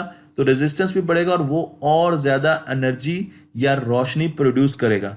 तो उन्होंने प्लेटिनम को इस्तेमाल किया, लेकिन प्लेटिनम क्योंकि बहुत महंगी धात थी इसलिए उन्होंने और चीज़ों को भी इस्तेमाल किया और कार्बन बैम्बू फिलामेंट इसका इस्तेमाल करते हुए उन्होंने 1200 घंटे के लिए बल्ब को जलाया। साथ साथ उन्होंने इस बल्ब में वैक्यूम को भी इंट्रोड्यूस किया। इस बल्ब के अंदर कोई गैस मौजूद नहीं थी, तो उनको बल्ब जलाने के लिए सिर्फ बल्ब की ज़रूरत नहीं थी बल्कि एक पूरा नेटवर्क डालना था, एक पूरा इलेक्ट्रिकल सिस्टम देना था, डीसी इलेक्ट्रिकल सिस्टम देना था। और उसके लिए उन्होंने बड़े बड़े पोल्स लगाने शुरू कर दिए, केबल्स डालना शुरू कर दी, घरों के अंदर बल्ब लगाना शुरू कर दिए। ये सारा काम न्यूयॉर्क में हो रहा था क्योंकि न्यूयॉर्क में दुनिया का सबसे पहला इलेक्ट्रिकल सिस्टम लग रहा था। और उसके बाद उन्होंने पावर स्टेशंस लगाए। मैनहट्टन में, न्यूयॉर्क के एक बहुत पोश इलाके में उन्होंने पावर स्टेशंस लगाए। यहाँ पर मैं आपको ग्लेनवुड पावर स्टेशन की तस्वीर दिखा रहा हूँ जो कि हडसन रिवर के साथ है न्यूयॉर्क में। इन पावर स्टेशन में बड़े बड़े जनरेटर्स लगाए गए जो कि DC voltage, DC current produce करते थे और केबल्स के जरिए वो ये डीसी करंट घरों के अंदर लेके जाते थे। लेकिन वक्त के साथ साथ उन्हें एहसास हुआ कि उन्हें अंडरग्राउंड केबल्स की ज़रूरत है क्योंकि ओवरहेड केबल्स बहुत ज़्यादा ख़तरनाक हैं और उनसे सेफ्टी कॉम्प्रोमाइज़ होती है आम शहरियों की। तो उन्होंने फिर आगे अंडरग्राउंड केबल्स, ज़मीन के अंदर केबल्स डालना शुरू कर दी। लेकिन उनके सिस्टम का एक प्रॉब्लम था और वो प्रॉब्लम ये था कि डीसी पावर बहुत थोड़ी दूर तक जा सकती थी। अब इसका हल ये था कि वो जगह जगह पर छोटे छोटे पावर स्टेशन लगाएं, जिस तरीके से हमें यहाँ पर हनीकॉम्ब नज़र आता है, जिस तरीके से हम मोबाइल के एंटीनास हर जगह पर लगाते हैं छोटे छोटे एरिया को कवर करने के लिए। इसी तरीके से उन्होंने छोटे छोटे इलाकों में, एक एक मील के रेडियस के इलाकों में पावर स्टेशन लगाना शुरू कर दिए। पावर स्टेशन बहुत करीब और आबादी में बहुत ज़्यादा होने शुरू हो गए, आबादी भर गई पावर स्टेशन के साथ। और दूसरी चीज़ ये थी कि डीसी सप्लाई बहुत ज़्यादा महंगी होना शुरू हो गई क्योंकि अगर आप एक पावर स्टेशन लगाएंगे और बहुत बड़ा एरिया को उससे पावर देंगे, या आप 100 पावर स्टेशन लगाएंगे और थोड़े एरिया को उससे पावर देंगे, तो फ़र्क आएगा कॉस्ट में। एक और साइंसदान दाखिल होते हैं हमारी कहानी में जिनका नाम है निकोला टेस्ला, जो कि अमेरिका में आते हैं।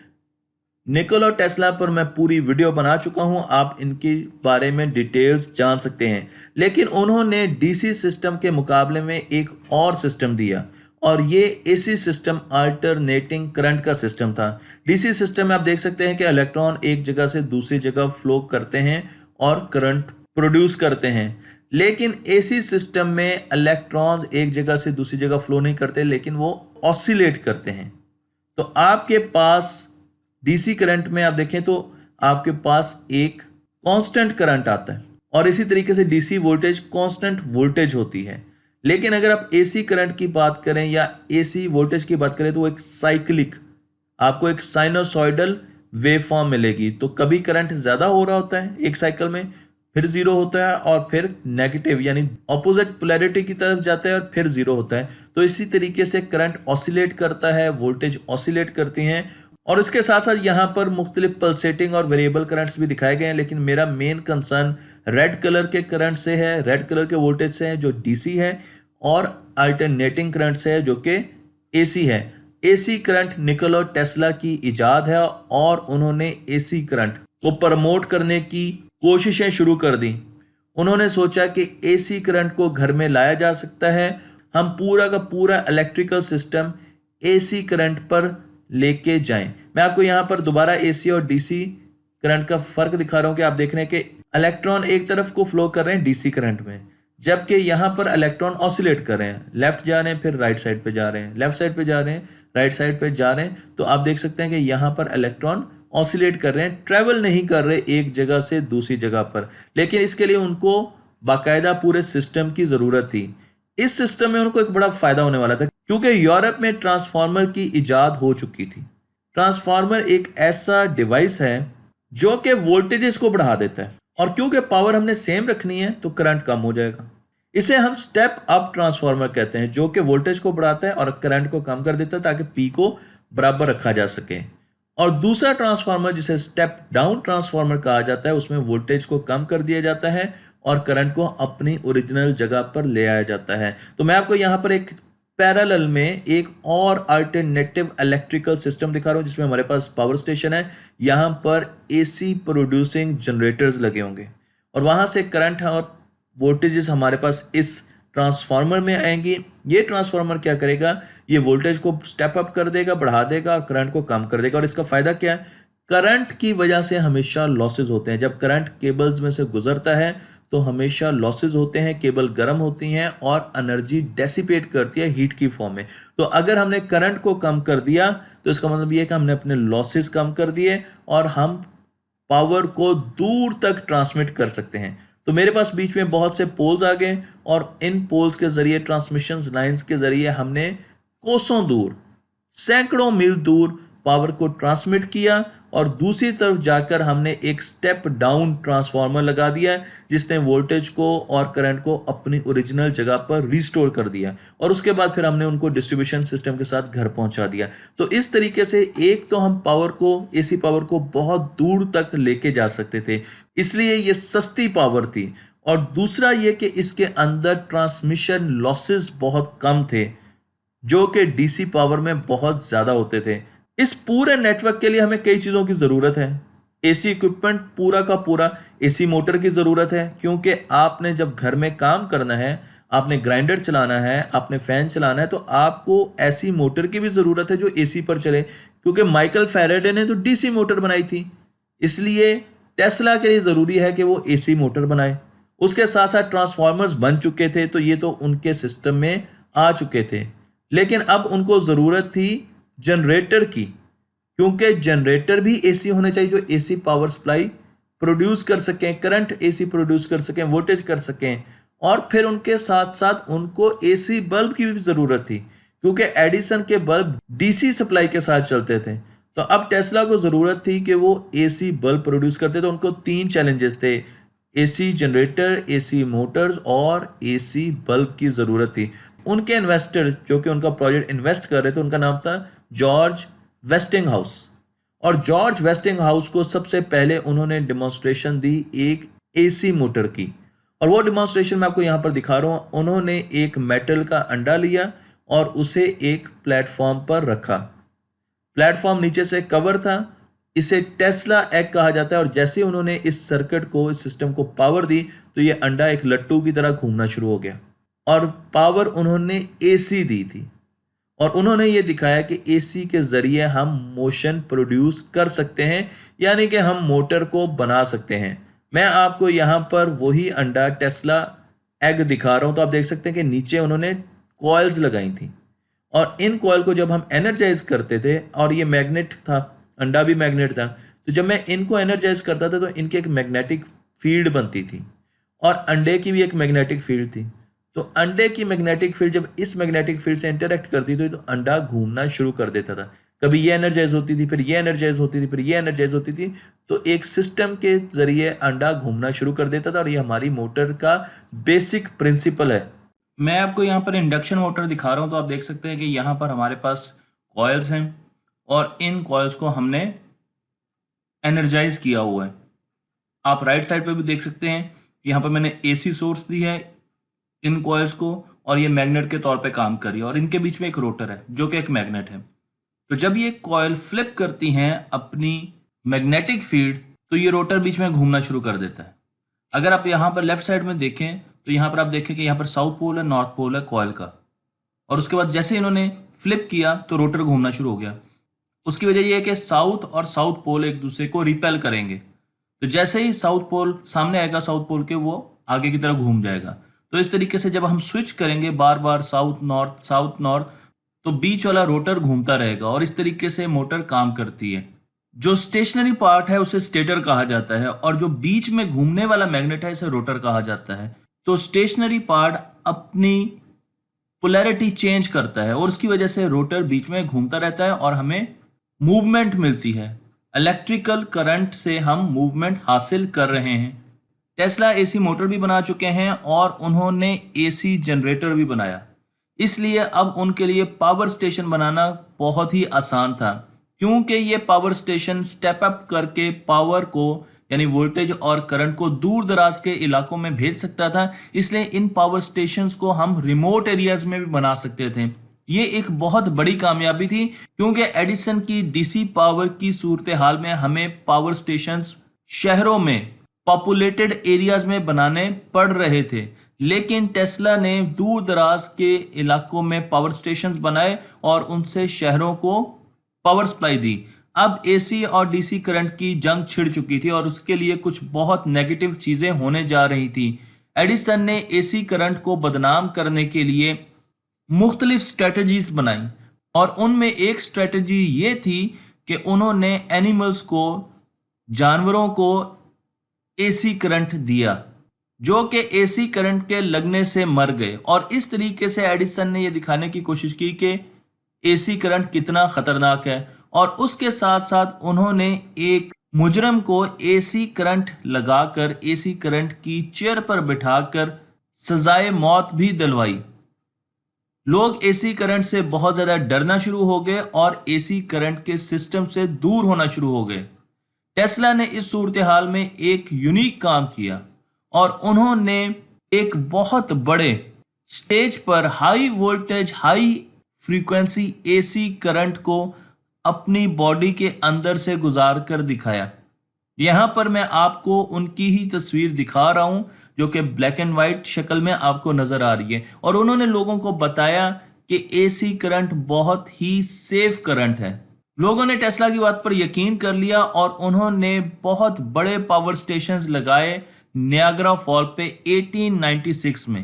कनाडा में नियाग्रा फॉल पर ये पावर स्टेशंस लगाकर अमेरिका की मुख्तलिफ स्टेट्स को बिजली प्रोवाइड की गई। क्योंकि हम एसी पावर को बहुत दूर लेके जा सकते थे, इसलिए मैं आपको यहां पर नियाग्रा फॉल्स की उनकी पावर कंपनी, जिसका नाम वेस्टिंग हाउस इलेक्ट्रिकल कंपनी थी, उनके पावर स्टेशंस दिखा रहा हूं और इनसे पावर लेकर हमने दूर दराज के इलाकों में भेजा। लेकिन टेस्ला इससे बहुत आगे सोच रहे थे। उन्होंने सोचा कि क्यों ना इलेक्ट्रिसिटी को वायरलेसली बगैर तार के एक जगह से दूसरी जगह ट्रांसमिट किया जाए, और इसके लिए उन्होंने बहुत बड़े बड़े टावर्स बनाए जिन्हें टेस्ला कॉइल्स कहा जाता है, और इन पर मैं मुकम्मल वीडियो बना चुका हूं।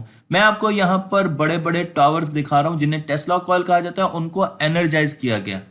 आपको यहां पर उनकी इलेक्ट्रिक फील्ड नजर आ रही है, और इन टावर के 1 किलोमीटर के रेडियस में हम कोई भी एसी बल्ब लें वो जलना शुरू कर देगा। मजमूई तौर पर यह एक छोटी कामयाबी तो थी, लेकिन टेस्ला को इस प्रोजेक्ट में बहुत ज्यादा बड़ी कामयाबियां हासिल ना हो सकी।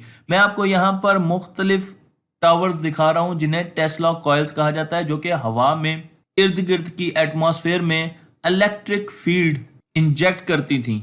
इस किस्म की टेस्ला कॉइल्स, टेस्ला टावर्स आपको रशिया में भी नजर आएंगे और बड़ी जगह पर नजर आएंगे। आज की दुनिया में इनका ज्यादातर इस्तेमाल मुख्तलिफ किस्म के फेस्टिवल्स में होता है जहां पर हमने लाइटनिंग दिखानी हो। चलिए मैं आपको एक और एक्सपेरिमेंट के बारे में बताता हूं। अगर आपके पास electric high voltage electric cables जा रही हैं, उनके नीचे आप फ्लोरोसेंट ट्यूब्स रख दें तो वो जलना शुरू कर देंगी, और उसकी वजह इलेक्ट्रिक फोर्स फील्ड है जो कि ये केबल्स अपने इर्द गिर्द प्रोड्यूस कर रही होती हैं। इन फोर्स फील्ड का हमें सबसे पहले माइकल फैराडे ने बताया, लेकिन अगर किसी ने इन फोर्स फील्ड को प्रूव किया उनका नाम था जेम्स क्लार्क मैक्सवेल, जो कि बहुत बड़े मैथमेटिशियन थे। उन्होंने हमें बताया कि जब चार्ज ऑसिलेट करता है, जब चार्ज ऑसिलेट करता है, और ये ऑसिलेट कब करता है, एसी करंट में चार्ज ऑसिलेट करता है, तो वो इलेक्ट्रोमैग्नेटिक वेव्स प्रोड्यूस करता है। ये ऐसी वेव्स हैं जो कि वैक्यूम में भी ट्रेवल कर सकती हैं, और इनकी खसूसियत ये है कि इनमें मैग्नेटिक फील्ड और इलेक्ट्रिक फील्ड एक दूसरे के परपेंडिकुलर होती हैं, 90 का जाविया बनाती हैं। वेव अगर दाईं तरफ मूव कर रही है तो आपको यहाँ पर येलो कलर की मैग्नेटिक फील्ड नजर आ रही है, और इलेक्ट्रिक फील्ड ब्लू कलर की, नीले कलर की नजर आ रही है, और इन तीनों में 90 डिग्री का जाविया है। इसे हम इलेक्ट्रोमैग्नेटिक वेव्स कहते हैं, और इनके जरिए एनर्जी एक जगह से दूसरी जगह जा सकती है, और इसकी सबसे बड़ी मिसाल हमारे पास रोशनी है। तो आप इलेक्ट्रोमैग्नेटिक वेव्स देख रहे हैं जो कि बिल्कुल वैसी हैं जैसे कि तालाब में अगर हम पत्थर फेंकें तो मुख्तलिफ वेव्स जनरेट होती हैं। और मैक्सवेल्स ने हमें 4 इक्वेशंस दी जिनके जरिए हम इलेक्ट्रिक और मैग्नेटिक फील्ड्स के बीच में जो रिलेशन है वो डिटरमिन कर सकते हैं। मैक्सवेल्स की इक्वेशंस पर भी मैं मुकम्मल वीडियो बना चुका हूं, जो कि तफसील जानने के लिए आप देख सकते हैं। तो आप यहां पर देखें कि यहां पर चार्ज का ऑसिलेट करने से हमारे पास इलेक्ट्रोमैग्नेटिक वेव प्रोड्यूस हो रही है, और अगर आप इलेक्ट्रिक और मैग्नेटिक वेक्टर्स को देखें तो आपको इनकी ऑसिलेशन का भी अंदाजा होगा, और वेव एक्स डायरेक्शन में मूव कर रही है। इलेक्ट्रोमैग्नेटिक वेव्स एक जगह से दूसरी जगह एनर्जी प्रोड्यूस करती है, और ये मुख्तलिफ किस्म की होती हैं। बड़ी वेव्स को रेडियो वेव्स कहा जाता है, जिनकी वेवलेंथ बहुत बड़ी होती है। फिर हमारे पास माइक्रोवेव आती हैं, इंफ्रारेड आती हैं, विजिबल लाइट, देखने वाली रोशनी भी इलेक्ट्रोमैग्नेटिक वेव होती है। और उसके बाद हमारे पास अल्ट्रावायलेट आती है जिनकी फ्रीक्वेंसी ज्यादा होती है और वेवलेंथ कम होती है। एक्सरेज बहुत ज्यादा फ्रीक्वेंसी होती है, और गैमा रेज जिनकी फ्रीक्वेंसी सबसे ज्यादा होती है और इनकी वेवलेंथ सबसे कम होती है। इनमें सबसे ज्यादा एनर्जी होती है क्योंकि इनकी फ्रीक्वेंसी सबसे ज्यादा है। जो जो इलेक्ट्रोमैग्नेटिक वेव की फ्रीक्वेंसी बढ़ेगी तो उसमें उतनी ही ज्यादा एनर्जी एक जगह से दूसरी जगह ले जाने की सलाहियत मौजूद होगी। लेकिन क्या कभी किसी ने इलेक्ट्रोमैग्नेटिक वेव्स देखी हैं? इलेक्ट्रोमैग्नेटिक वेव्स को प्रूव करने के लिए, एक्सपेरिमेंटली साबित करने के लिए सबसे पहले कदम उठाया हेनरिक हर्ट्ज ने, जिनका नाम हर्ट्ज आपने यूनिट सुने होंगे, वो इनके ही नाम पर रखे गए। और उन्होंने सबसे पहले एक रेडियो ट्रांसमीटर बनाया और उसका रिसीवर बनाने की कोशिश की 1879 में। मैं आपको यहां पर उनका रेडियो ट्रांसमीटर दिखा रहा हूं, और इस ट्रांसमीटर में अगर आप देखें तो हमारे पास एक सप्लाई है, और उस सप्लाई से हम करंट प्रोड्यूस करते हैं, और वो करंट एक इंडक्शन कॉइल से होता हुआ ऊपर मेटेलिक प्लेट्स की तरफ जाता है। और यहां पर आप देखें तो बीच में एक बहुत छोटा गैप है, और इस गैप में जो जो पोटेंशियल डिफरेंस बढ़ता है आपको इस गैप में स्पार्क नजर आएगा। यहां पर एक स्पार्क नजर आएगा, और इस स्पार्क की वजह से, क्योंकि चार्ज एक जगह से दूसरी जगह फ्लो करते हैं, इलेक्ट्रोमैग्नेटिक वेव्स प्रोड्यूस होती हैं। अब इन इलेक्ट्रोमैग्नेटिक वेव्स को रिसीव कैसे किया जाए और कैसे साबित किया जाए कि ये वाकई एक जगह से दूसरी जगह एनर्जी लेके जाती हैं, तो उन्होंने एक रिसीवर भी बनाया। रिसीवर में आपको एक कॉइल नजर आएगी, और इस कॉइल के 2 पॉइंट्स के बीच में आपको एक छोटी सी सेपरेशन नजर आएगी।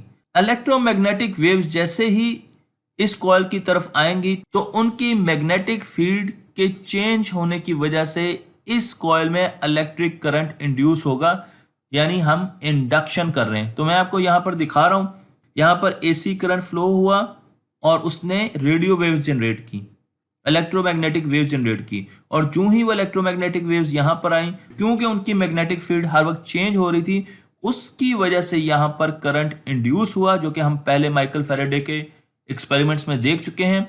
और उस करंट को डिटेक्ट करने के लिए इन 2 पॉइंट्स के बीच में हल्की सी आपको एक आर्क नजर आएगा, करंट का आर्क, रोशनी नजर आएगी। और इस रोशनी को डिटेक्ट करने के लिए हर्ट्ज ने बहुत ज्यादा अंधेरा किया हुआ था अपने कमरे में, और वो रिसीवर पर बार बार देखता था और उसे हमेशा आर्क नजर आता था, उसे करंट की मौजूदगी महसूस होती थी। तो इस तरीके से हर्ट्ज ने हमें बताया कि किस तरीके से इलेक्ट्रोमैग्नेटिक वेव्स जनरेट की जा सकती हैं और उनको आप रिसीव भी कर सकते हैं। तो हर्ट्ज ने मुख्तलिफ किस्म के इलेक्ट्रोमैग्नेटिक वेव्स के ट्रांसमीटर्स बनाए, उनमें विजिबल लाइट से हटकर भी उन्होंने इलेक्ट्रोमैग्नेटिक वेव्स के ट्रांसमीटर्स बनाए जो कि ऐसी वेव्स को जनरेट करते हैं। बिल्कुल ऐसा ही काम एक और जगह पर इंग्लैंड में ओलिवर लॉज कर रहे थे, जो कि लाइट प्रोटेक्शन सिस्टम बना रहे थे, लेकिन गलती से उन्होंने इलेक्ट्रोमैग्नेटिक वेव्स जनरेटर बना दिया, रेडियो वेव जनरेटर बना दिया। और वो कर क्या रहे थे,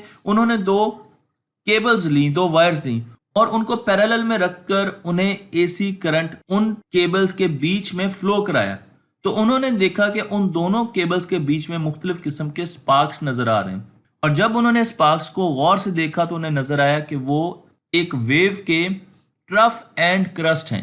तो इससे उन्हें अंदाजा हो गया कि इन दोनों केबल्स में, इन दोनों कंडक्टर्स में, क्योंकि उन्होंने एसी करंट दौड़ाया था, तो इस एसी करंट की फ्लक्चुएशन की वजह से इलेक्ट्रोमैग्नेटिक वेव्स प्रोड्यूस हो रही हैं। अपनी इस डिस्कवरी को आम लोगों तक लाने में उन्हें देर होगी क्योंकि वो छुट्टियों पे चले गए और हर्ट्ज ने अपना ट्रांसमीटर पेटेंट करवा दिया, जिनका उनको बड़ा दुख हुआ। कुछ अरसे के बाद हर्ट्ज की मौत होगी और उसके बाद उन्होंने एक लेक्चर दिया, लॉज ने एक लेक्चर दिया और उसमें उन्होंने एक ट्रांसमीटर दिखाया जो कि इलेक्ट्रोमैग्नेटिक वेव प्रोड्यूस करता था।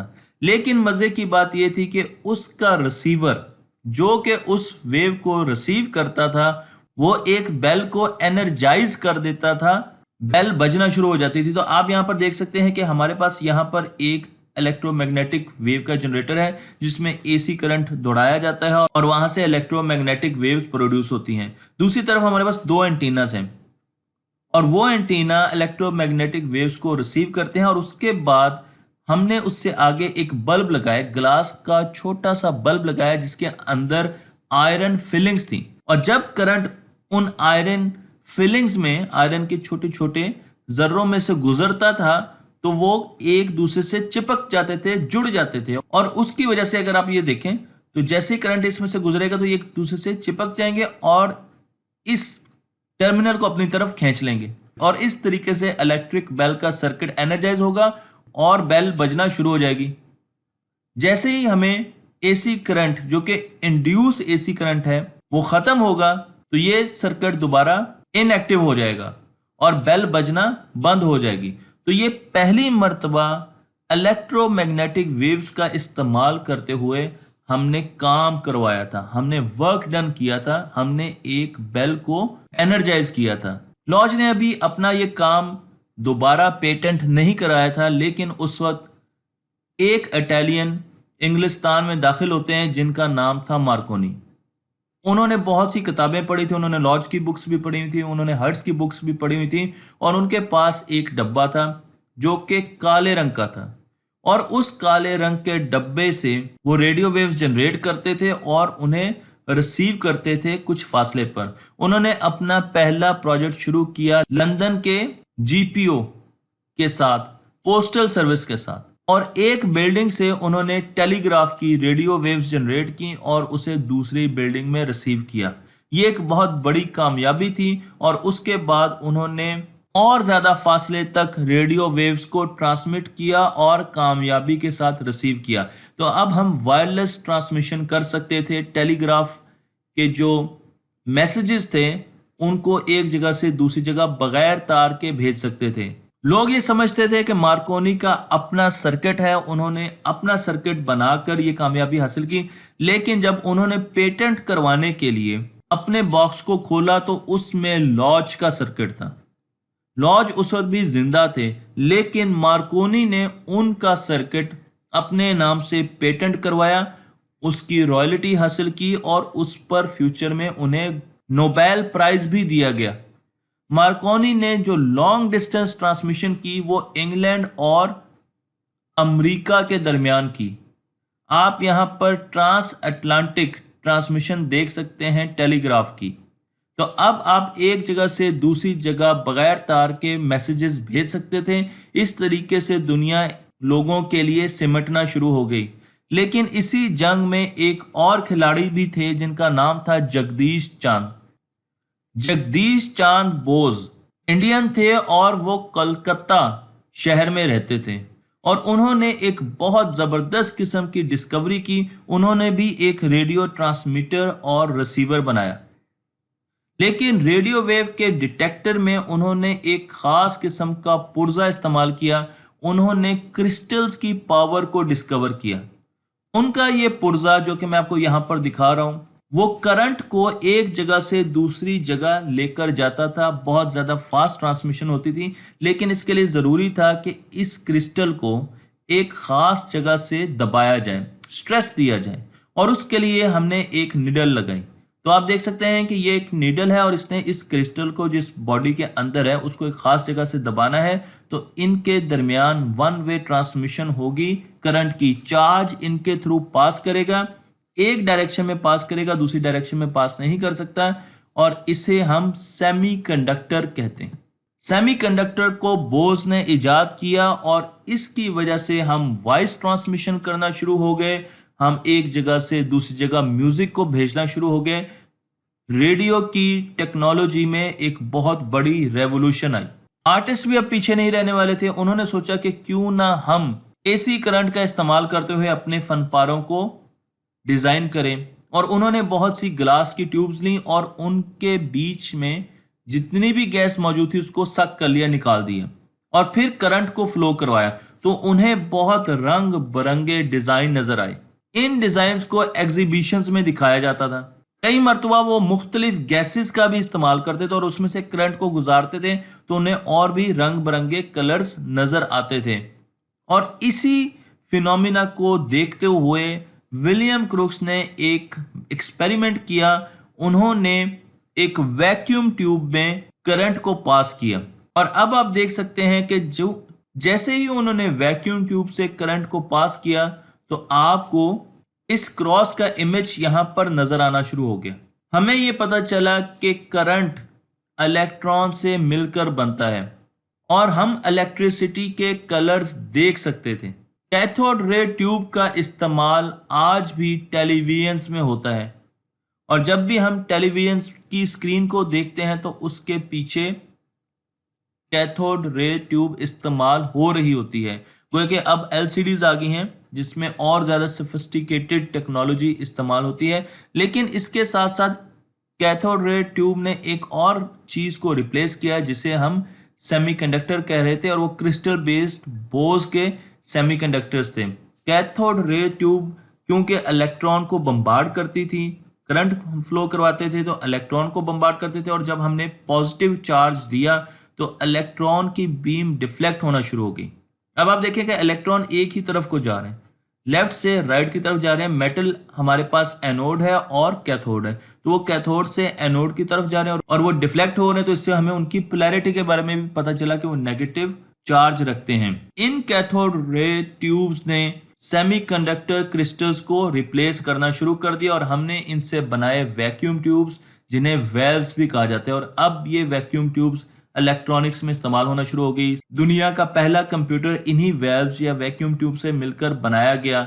बड़े बड़े टेलीविजन्स में ये इस्तेमाल होना शुरू हो गई। इंसानों ने इसके साथ साथ एटम को भी डिस्कवर करना शुरू कर दिया। एटॉमिक थ्योरी ने तरक्की पाना शुरू की। मुख्तलिफ किस्म के एटम के मॉडल्स आना सामने शुरू हो गए जिनको मैं डिस्कस कर चुका हूं, लेकिन उनमें सबसे अहम मॉडल बोहर का है जिसने हमें यह बताया कि एटम में मुख्तलिफ एनर्जी लेवल्स होते हैं जिन्हें इलेक्ट्रॉन ऑक्यूपाई करते हैं, और जब भी किसी इलेक्ट्रॉन को किसी जगह से एनर्जी मिलती है, चाहे उन पर हम कोई फोटोन शाइन करें या उनको टेम्परेचर दें, तो वो अपने एनर्जी लेवल से जंप करके हायर एनर्जी लेवल में चले जाते हैं। लेकिन इस एनर्जी लेवल पर E2 में वो अनस्टेबल होते हैं, ज़्यादा देर स्टेबल नहीं रह सकते, तो वो वापस जंप करते हैं और उनकी एनर्जी बराबर होती है h न्यू के। और इसके साथ साथ जो एनर्जी वो रिलीज करते हैं वो एक फोटोन की शक्ल में भी हो सकती है, उसके अलावा भी मुख्तलिफ वेव्स हो सकती हैं। अगर वो एनर्जी विजिबल लाइट में है तो हम उसका कलर भी देख सकते हैं। तो इसी वजह से हर एटम का अपना एमिशन स्पेक्ट्रम होता है। यहाँ पर मैं आपको सोडियम का एमिशन स्पेक्ट्रम दिखा रहा हूँ, मरकरी, लिथियम, हाइड्रोजन। जब हम इन गैसेस के एटम्स को एनर्जाइज करेंगे करंट पास करके, तो उनके एटम्स हमें इन रंगों की फोटॉन्स देंगे, तो हमें मुख्तलिफ किस्म के रंग नजर आएंगे, जो कि मैं आपको बता चुका हूं कि मुख्तलिफ आर्टिस्ट ने इस्तेमाल करना शुरू कर दिया। इसी वजह से हमें आसमानी बिजली का रंग जो नजर आता है उसकी वजह नाइट्रोजन है, जो कि हमारी हवा का ज्यादा हिस्सा है। क्योंकि जब एनर्जी नाइट्रोजन के एटम्स से इंटरेक्ट करती है तो वो उनको एक्साइट कर देती है, वो हायर एनर्जी लेवल में चले जाते हैं और जब वो वापस आते हैं जो लाइट प्रोड्यूस करते हैं वो आपको नजर आती है कड़कती हुई बिजली में। तो अब हम ये भी बता सकते थे कि आसमानी बिजली कैसे प्रोड्यूस होती है, और इसी तरीके से हम मुख्तलिफ किस्म के जनरेटर भी बना सकते थे जो कि आसमानी बिजली का बहुत छोटा हिस्सा जमीन पर भी प्रोड्यूस कर सकें। और इनमें एक विमशर्स्ट मशीन है जो मैं आपको यहाँ पर दिखा रहा हूँ, जिसमें आप देख सकते हैं कि यहाँ पर हमारे पास एक ब्रश लगा हुआ है। तो हम इसको घुमाते हैं, इसके ऊपर मुख्तलिफ मेटल्स की रॉड्स लगी होती हैं और ब्रश की वजह से इस पर चार्ज इकट्ठा होना शुरू हो जाता है। और एक वक्त ऐसा आता है मूवमेंट की वजह से इतना चार्ज इकट्ठा हो जाता है कि वो हमें एक स्पार्क की सूरत में नजर आता है, बिल्कुल ऐसे ही जैसे कि आसमानी बिजली। हम पहले ही जान चुके थे कि इंसुलेटर और कंडक्टर दो किस्म के मटेरियल्स होते हैं। इंसुलेटर में इलेक्ट्रॉन्स बहुत टाइटली बाउंड होते हैं, इसलिए इलेक्ट्रॉन का फ्लो पॉसिबल नहीं होता या बहुत कम इलेक्ट्रॉन फ्लो कर सकते हैं, करंट इनमें से पास नहीं करता। लेकिन कंडक्टर ऐसे मटेरियल्स हैं जिनके इलेक्ट्रॉन इतने टाइटली बाउंड नहीं होते और वो एक जगह से दूसरी जगह मूव कर सकते हैं। लेकिन इसके साथ साथ एक तीसरी किस्म का मटेरियल भी होता है जिसे हम सेमीकंडक्टर कहते हैं। सेमीकंडक्टर ऐसे मटेरियल होते हैं जो कुछ कंडीशंस में कंडक्ट करना शुरू कर देते हैं। अब हम इस्तेमाल कर रहे थे वेल्स को, वैक्यूम ट्यूब्स को अपने रेडार्स में, अपने मुख्तलिफ इलेक्ट्रॉनिक सिस्टम्स में, लेकिन वर्ल्ड वॉर 2 के बाद लोगों ने इस चीज़ की ज़रूरत महसूस की कि अब उन्हें और ज़्यादा तेज़ टेक्नोलॉजी की ज़रूरत है। तो वेल्व्स को रिप्लेस किया गया एक सेमीकंडक्टर से, एक क्रिस्टल से, जिसे हम सिलिकॉन कहते हैं। हम दोबारा बिल्कुल बॉल्स के फॉर्मूले पर चल रहे हैं और मैं आपको यहाँ पर एक सर्किट दिखा रहा हूँ जिसमें आप देख सकते हैं कि दोबारा हमारे पास एक टंगस्टन का फिलामेंट है और यहाँ पर हमारे पास एक क्रिस्टल है और टंगस्टन का फिलामेंट उस पर प्रेशर डाल रहे हैं। एक तरफ को करंट जा सकता है, पास कर सकता है, और आज की दुनिया में हम इसे डायोड कहते हैं। तो अब हम सेमीकंडक्टर की दुनिया में आ चुके थे। इंसानों ने पहला डायोड बना दिया था जो कि वैक्यूम ट्यूब्स को रिप्लेस करने जा रहा था। वैक्यूम ट्यूब का एक फायदा उनकी एम्पलीफिकेशन भी थी, वो सिग्नल को बहुत बढ़ा देती थी, एम्पलीफाई कर देती थी। अब यही काम हम क्रिस्टल से लेने वाले और इसके लिए सबसे पहला कदम जर्मन्स ने उठाया। उन्होंने एक ट्रांजिस्टर बनाया जिसमें उनके दो बड़े साइंसदान शामिल थे। मैं आपको यहाँ पर उस ट्रांजिस्टर की तस्वीर दिखा रहा हूँ। 1948 की बात है और यही वो टाइम है जब अमेरिका में बेल लैब्स भी ट्रांजिस्टर की इजाद कर रही थी। आप यहाँ पर बेल लैब्स का ट्रांजिस्टर भी देख सकते हैं।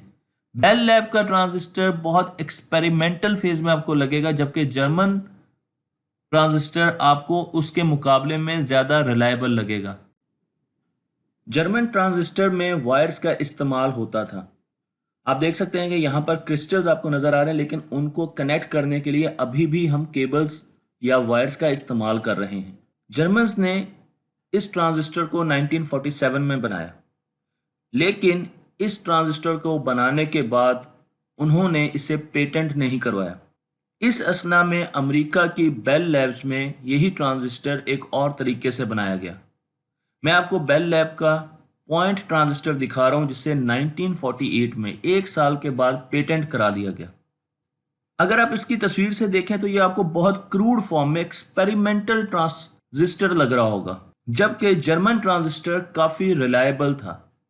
लेकिन उसके बावजूद बेल लैब्स ने अपने नाम से इस ट्रांजिस्टर को पेटेंट कराया और ट्रांजिस्टर के दो फंक्शन थे। पहला फंक्शन ये था कि वो सिग्नल्स को एम्पलीफाई करता था। अगर आप किसी भी सिग्नल को बढ़ा सकते हैं, उसकी इंटेंसिटी को बढ़ा सकते हैं, तो आप उसको दुनिया के किसी भी हिस्से में भेज सकते हैं।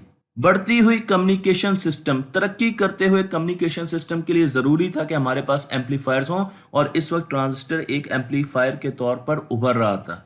और उसके साथ साथ दूसरा फ़ायदा ट्रांजिस्टर का उसकी स्विचिंग थी। ट्रांजिस्टर एक स्विच के तौर पर इस्तेमाल किया जा सकता है।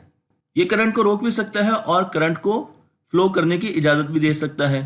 लेकिन इसके साथ साथ एक और डिस्कवरी आई रसल ऑल की तरफ, जिन्होंने 1940 में एक काम शुरू किया। उन्होंने ऐसे क्रिस्टल्स को डिस्कवर करना, मैन्युफैक्चर करना शुरू किया जो कि बजाते खुद इलेक्ट्रिसिटी को एक तरफ से दूसरी तरफ या करंट को एक तरफ से दूसरी तरफ पास कर सकें।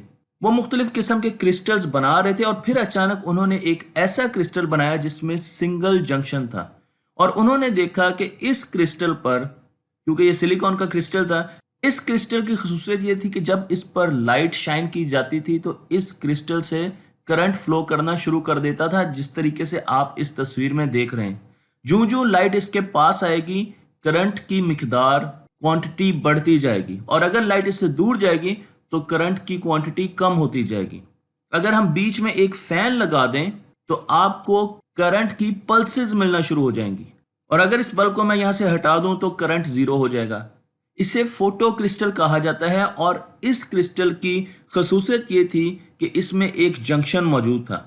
आप देख सकते हैं इस क्रिस्टल को आप दो हिस्सों में तोड़ सकते हैं। एक हिस्से को हम एन टाइप कहते हैं और एक हिस्से को हम पी टाइप कहते हैं।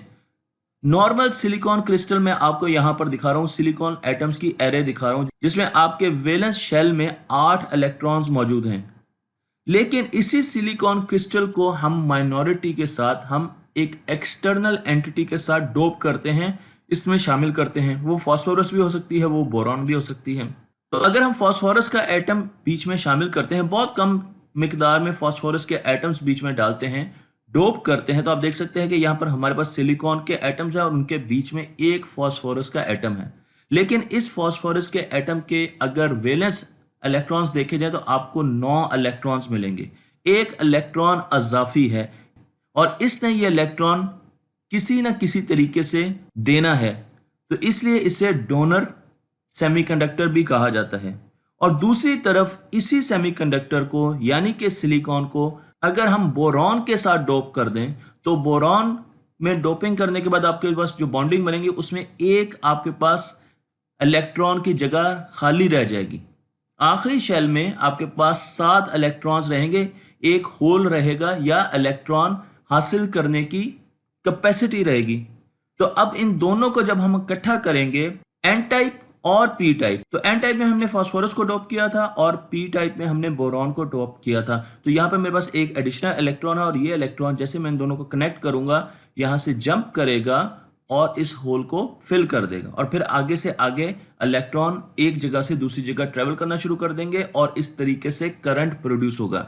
हमने सिंगल जंक्शन सेमीकंडक्टर बना लिया है और उसको बनाने के लिए इम्प्योरिटीज बीच में डालनी पड़ी है। लेकिन इसी आइडिया को लेते हुए बेल लैब्स के एक और साइंटिस्ट जिनका नाम विलियम शॉकले था, उन्होंने 2 जंक्शन का सेमीकंडक्टर बनाने की कोशिशें शुरू कर दी, जिसे हम ट्रांजिस्टर कहते हैं। अब ट्रांजिस्टर 2 जंक्शन का होगा।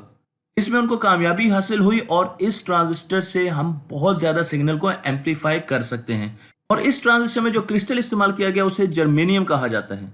तो यहाँ पर आपको जर्मेनियम की मैन्युफैक्चरिंग में दिखा रहा हूँ, जिसमें हमारे पास जर्मेनियम है, उसको मेल्ट किया जाता है। सबसे ज़्यादा हमारे पास ये एक फर्नेस है और इसके अंदर उसको मेल्ट किया जाता है, और मेल्ट करने के बाद उसमें डोपिंग के लिए इम्प्योरिटीज़ डाली जाती हैं, चाहे हम बोरॉन डालें या फास्फोरस डालें।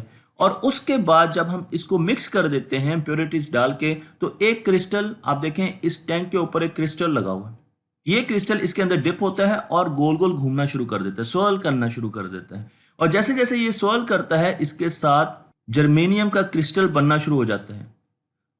अगर आप फाइनल फेज में जर्मेनियम के क्रिस्टल को देखें तो आपको यहाँ पर जर्मेनियम का क्रिस्टल नजर आएगा, और इस क्रिस्टल में अब आपके पास 2 लेवल की इम्प्योरिटीज मौजूद हैं।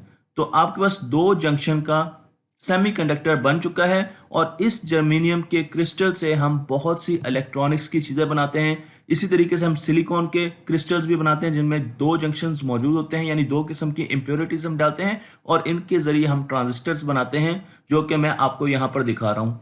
वक्त के साथ साथ ट्रांजिस्टर्स का साइज छोटा होता जा रहा है। जैसे जैसे हमारी टेक्नोलॉजी बढ़ रही है उस तरीके से हमारे ट्रांजिस्टर्स का साइज बहुत कम होता जा रहा है, और ट्रांजिस्टर को समझने के लिए इस छोटी सी पिक्चर को देखें तो आपको समझ आ जाएगा। हमारे पास ट्रांजिस्टर के 3 हिस्से होते हैं, एक को बेस कहा जाता है, दूसरे को कलेक्टर कहा जाता है और एमिटर कहा जाता है। बेस से हम करंट को कंट्रोल करते हैं और कलेक्टर से ज़्यादा आने वाला करंट एमीटर की तरफ आ जाता है। तो ये एक एम्पलीफायर का काम है। अगर आप देखें तो यहाँ पर हमने इसको ब्लॉक किया हुआ है दोनों साइड को, लेकिन जैसे ही मैं बेस में पानी को फ्लो कराऊंगा और इस बैरियर को खोलूंगा तो आप देखें ऑटोमेटिकली ये बैरियर भी खुल जाएगा और बहुत ज़्यादा पानी फ्लो कर देगा। तो हमने कंट्रोल किया बेस के थोड़े से पानी को, लेकिन उसके साथ जो आउटपुट आई वो कलेक्टर से आने वाला पानी था जो एमीटर की तरफ आया और उसका फ्लो बहुत ज़्यादा था। तो थोड़ा सा फ्लो कंट्रोल करते हुए हमने बहुत सा फ्लो प्रोड्यूस किया पानी का और इसको एम्पलीफिकेशन कहते हैं। अब पानी की जगह आप इलेक्ट्रॉन्स को ले लीजिए तो आपके पास करंट की एक डिपिक्शन आ जाएगी, एनालॉगी आ जाएगी। तो आप बेस का करंट कंट्रोल करते हुए कलेक्टर से एमीटर के बीच में जो हाई करंट जा रहा है उसको कंट्रोल कर सकते हैं। अगर आप बेस को करंट देंगे तो कलेक्टर से एमीटर तक करंट जा सकेगा, और अगर आप बेस को करंट नहीं देंगे या एडिक्वेट मुनासिब करंट नहीं देंगे तो कलेक्टर से एमीटर तक करंट नहीं जाएगा और ये एम्पलीफायर के तौर पे काम नहीं करेगा। इसी तरीके से मैंने आपको ट्रांजिस्टर की एक और एनालॉगी दिखाई है जिसमें आप देख सकते हैं कि हम इसको एक टैप यानी पानी के नल से भी तशबीह दे सकते हैं और इसमें कंट्रोलिंग एलिमेंट कंट्रोल नॉब है जो कि बेस है। अगर हम बेस को ओपन करेंगे तो कलेक्टर से करंट एमीटर की तरफ जाएगा, और अगर हम बेस को क्लोज कर देंगे तो कलेक्टर से करंट एमीटर की तरफ नहीं जाएगा और एम्पलीफायर के तौर पर और स्विच के तौर पर ये ट्रांजिस्टर काम नहीं करेगा। तीसरी एनालॉगी मैंने आपको यहाँ पर एक हैंड व्हील से दी है, तो आप देख सकते हैं कि यहाँ पर ये हैंड व्हील कंट्रोल कर रहा है पानी के फ्लो को। इसे हम बेस कह सकते हैं और इसके करंट से हम कंट्रोल कर रहे हैं कलेक्टर से कितना करंट एमीटर की तरफ जाएगा। तो अगर इस हैंड व्हील को मैं क्लोज कर दूंगा तो कोई करंट आगे नहीं जा सकेगा, पानी आगे नहीं जा सकेगा, यानी आप ये भी कह सकते हैं कि स्विच क्लोज है। और अगर इस हैंड व्हील को मैं ओपन कर दूंगा तो तमाम का तमाम पानी नीचे की तरफ चला जाएगा। हम ये कह सकते हैं कि स्विच ओपन हो गया है। टेक्नोलॉजी के साथ साथ हमारे ट्रांजिस्टर्स की साइज आहिस्ता आहिस्ता कम होते जा रहे हैं। IBM ने रिसेंटली, जब ये वीडियो मैं बना रहा हूँ, 5 नैनोमीटर का सिलिकॉन नैनोशीट ट्रांजिस्टर बना लिया है और इस ट्रांजिस्टर को अब हम माउंट कर रहे हैं अपने प्रोसेसर पर। तो इस वक्त हम एक प्रोसेसर पर 30 billion transistor 30 billion transistors mount कर सकते हैं, लगा सकते हैं। तो इससे आप देख सकते हैं कि कितनी ज़्यादा प्रोसेसिंग स्पीड होगी हमारे कैपेसिटर्स की। लेकिन साथ साथ हमें एक और मुश्किल का सामना है। किसी भी कंडक्टर में रेजिस्टेंस ज़रूर होती है। उस रेजिस्टेंस का बाज़ औक़ात हम फ़ायदा उठाते हैं, यानी हम हीटर बना लेते हैं, बल्ब बना लेते हैं जो ग्लो करते हैं। लेकिन अमूमन इस रेजिस्टेंस का, जो कि करंट को रेजिस्ट करती है फ्लो करने के लिए, हमें बहुत ज़्यादा नुकसान होता है और इस रेजिस्टेंस की वजह से हीट डेसिबेट होती है। मदरबोर्ड्स चलते हैं, इलेक्ट्रॉनिक का सामान चलता है। अगर आप इलेक्ट्रिसिटी की केबल्स को देखें तो 20% जो लॉसेज होते हैं केबल्स में वो इस रेजिस्टेंस की वजह से होते हैं और वो हीट के तौर पर डेसिबेट करते हैं। तो अगर हम किसी तरीके से इस रेजिस्टेंस को ख़त्म कर दें तो हमें 20% इलेक्ट्रिसिटी दुनिया में ज़्यादा मिलना शुरू हो जाएगी। लेकिन ये रेजिस्टेंस आती कहाँ से है? हमें पता है कि जब भी हम किसी कंडक्टर से इलेक्ट्रॉन को फ्लो करते हैं तो कंडक्टर के एटम्स वाइब्रेट कर रहे होते हैं। जो हम उनको टेम्परेचर देंगे तो उनके एटम्स की वाइब्रेशन बढ़ जाएंगी और इलेक्ट्रॉन के साथ उनकी कोलिजन्स ज़्यादा होंगी। इस फिनोमिना में हीट डेसिपेट होगी। लेकिन अगर कंडक्टर को हम ठंडा करना शुरू कर दें तो आहिस्ता आहिस्ता उनके एटम्स की, उनके मॉलिक्यूल्स का मोशन कम होता जाएगा। और क्या किसी ऐसे पॉइंट पर हम पहुंच सकते हैं जिसमें मॉलिक्यूल्स और एटम किसी भी कंडक्टर के बिल्कुल स्टेशनरी हो जाएं, मोशनलेस हो जाएं? क्योंकि वो ऐसा पॉइंट होगा जहां हमें मैक्सिमम करंट मिलेगा और इस पॉइंट को हासिल करने के लिए कोशिश कर रहे हैं साइंसदान, क्योंकि इस पॉइंट को हम एब्सोल्यूट ज़ीरो कहते हैं। एक ऐसा पॉइंट जहां पर एटम्स की मोशन ऑलमोस्ट ज़ीरो हो जाती है। लेकिन आपको ये जान के हैरत होगी कि एब्सोल्यूट ज़ीरो -273.15 सेंटीग्रेड है। इतने कम टेम्परेचर पर हम सुपर कंडक्टर्स बना सकते हैं, ऐसे कंडक्टर्स जिनमें से करंट मैक्सिमम फ्लो करेगा और उनकी रेजिस्टेंस बिल्कुल ज़ीरो के बराबर होगी। अगर हम ऐसी केबल्स बना लेते हैं या प्रोसेसर्स बना लेते हैं तो उनको इतना कम टेम्परेचर हम कैसे दे सकेंगे? हम अपने कंप्यूटर को -273 सेंटीग्रेड टेम्परेचर कैसे दे सकते हैं? ये एक बहुत बड़ा सवालिया निशान है। इसीलिए हम कोशिश कर रहे हैं कि ऐसे सुपर कंडक्टर्स बनाए जाएं जो कि रूम टेम्परेचर पर हों। मैं आपको यहाँ पर एक अपरेटस दिखा रहा हूँ जिसे क्रायोस्टेट कहा जाता है, और इसमें हम मरकरी को, जो कि एक बहुत अच्छा कंडक्टर है, उसे काफ़ी कम टेम्परेचर पर लेके जाते हैं। और जो हम टेम्परेचर कम करते हैं मरकरी को इसमें डिप करते हैं और इसका टेम्परेचर बहुत कम है, तो हम ये देखते हैं कि मरकरी की रेजिस्टेंस कम होना शुरू हो जाती है और मरकरी एक सुपर कंडक्टर बनना शुरू हो जाता है। हमारी ज़बरदस्त अचीवमेंट उस वक्त होगी जब हम रूम टेम्परेचर पर सुपर कंडक्टिविटी हासिल कर सकेंगे। आज की दुनिया में हम -70 तक सुपर कंडक्टर्स बना चुके हैं। साइंसदानों ने ऐसे मटेरियल्स बनाए हैं जिस तरह हाइड्रोजन सल्फाइड, जो कि आहिस्ता आहिस्ता रूम टेम्परेचर की तरफ आ रहे हैं। तो आप देख सकते हैं कि ये ऐसा सुपर कंडक्टर है जो कि पानी के फ्रीजिंग पॉइंट से नीचे 70 डिग्री नीचे सुपर कंडक्टिविटी देता है। ये वो टेम्परेचर है जहां इसकी इलेक्ट्रिकल प्रॉपर्टीज चेंज हो जाती हैं, क्योंकि ये एक सुपर कंडक्टर बन गया, इसमें रेजिस्टिविटी खत्म होगी। अगर इसकी इलेक्ट्रिकल प्रॉपर्टीज चेंज हो रही हैं तो इसकी मैग्नेटिक प्रॉपर्टीज भी चेंज होंगी, और इसमें एक खास किस्म की जादुई चेंज आएगी।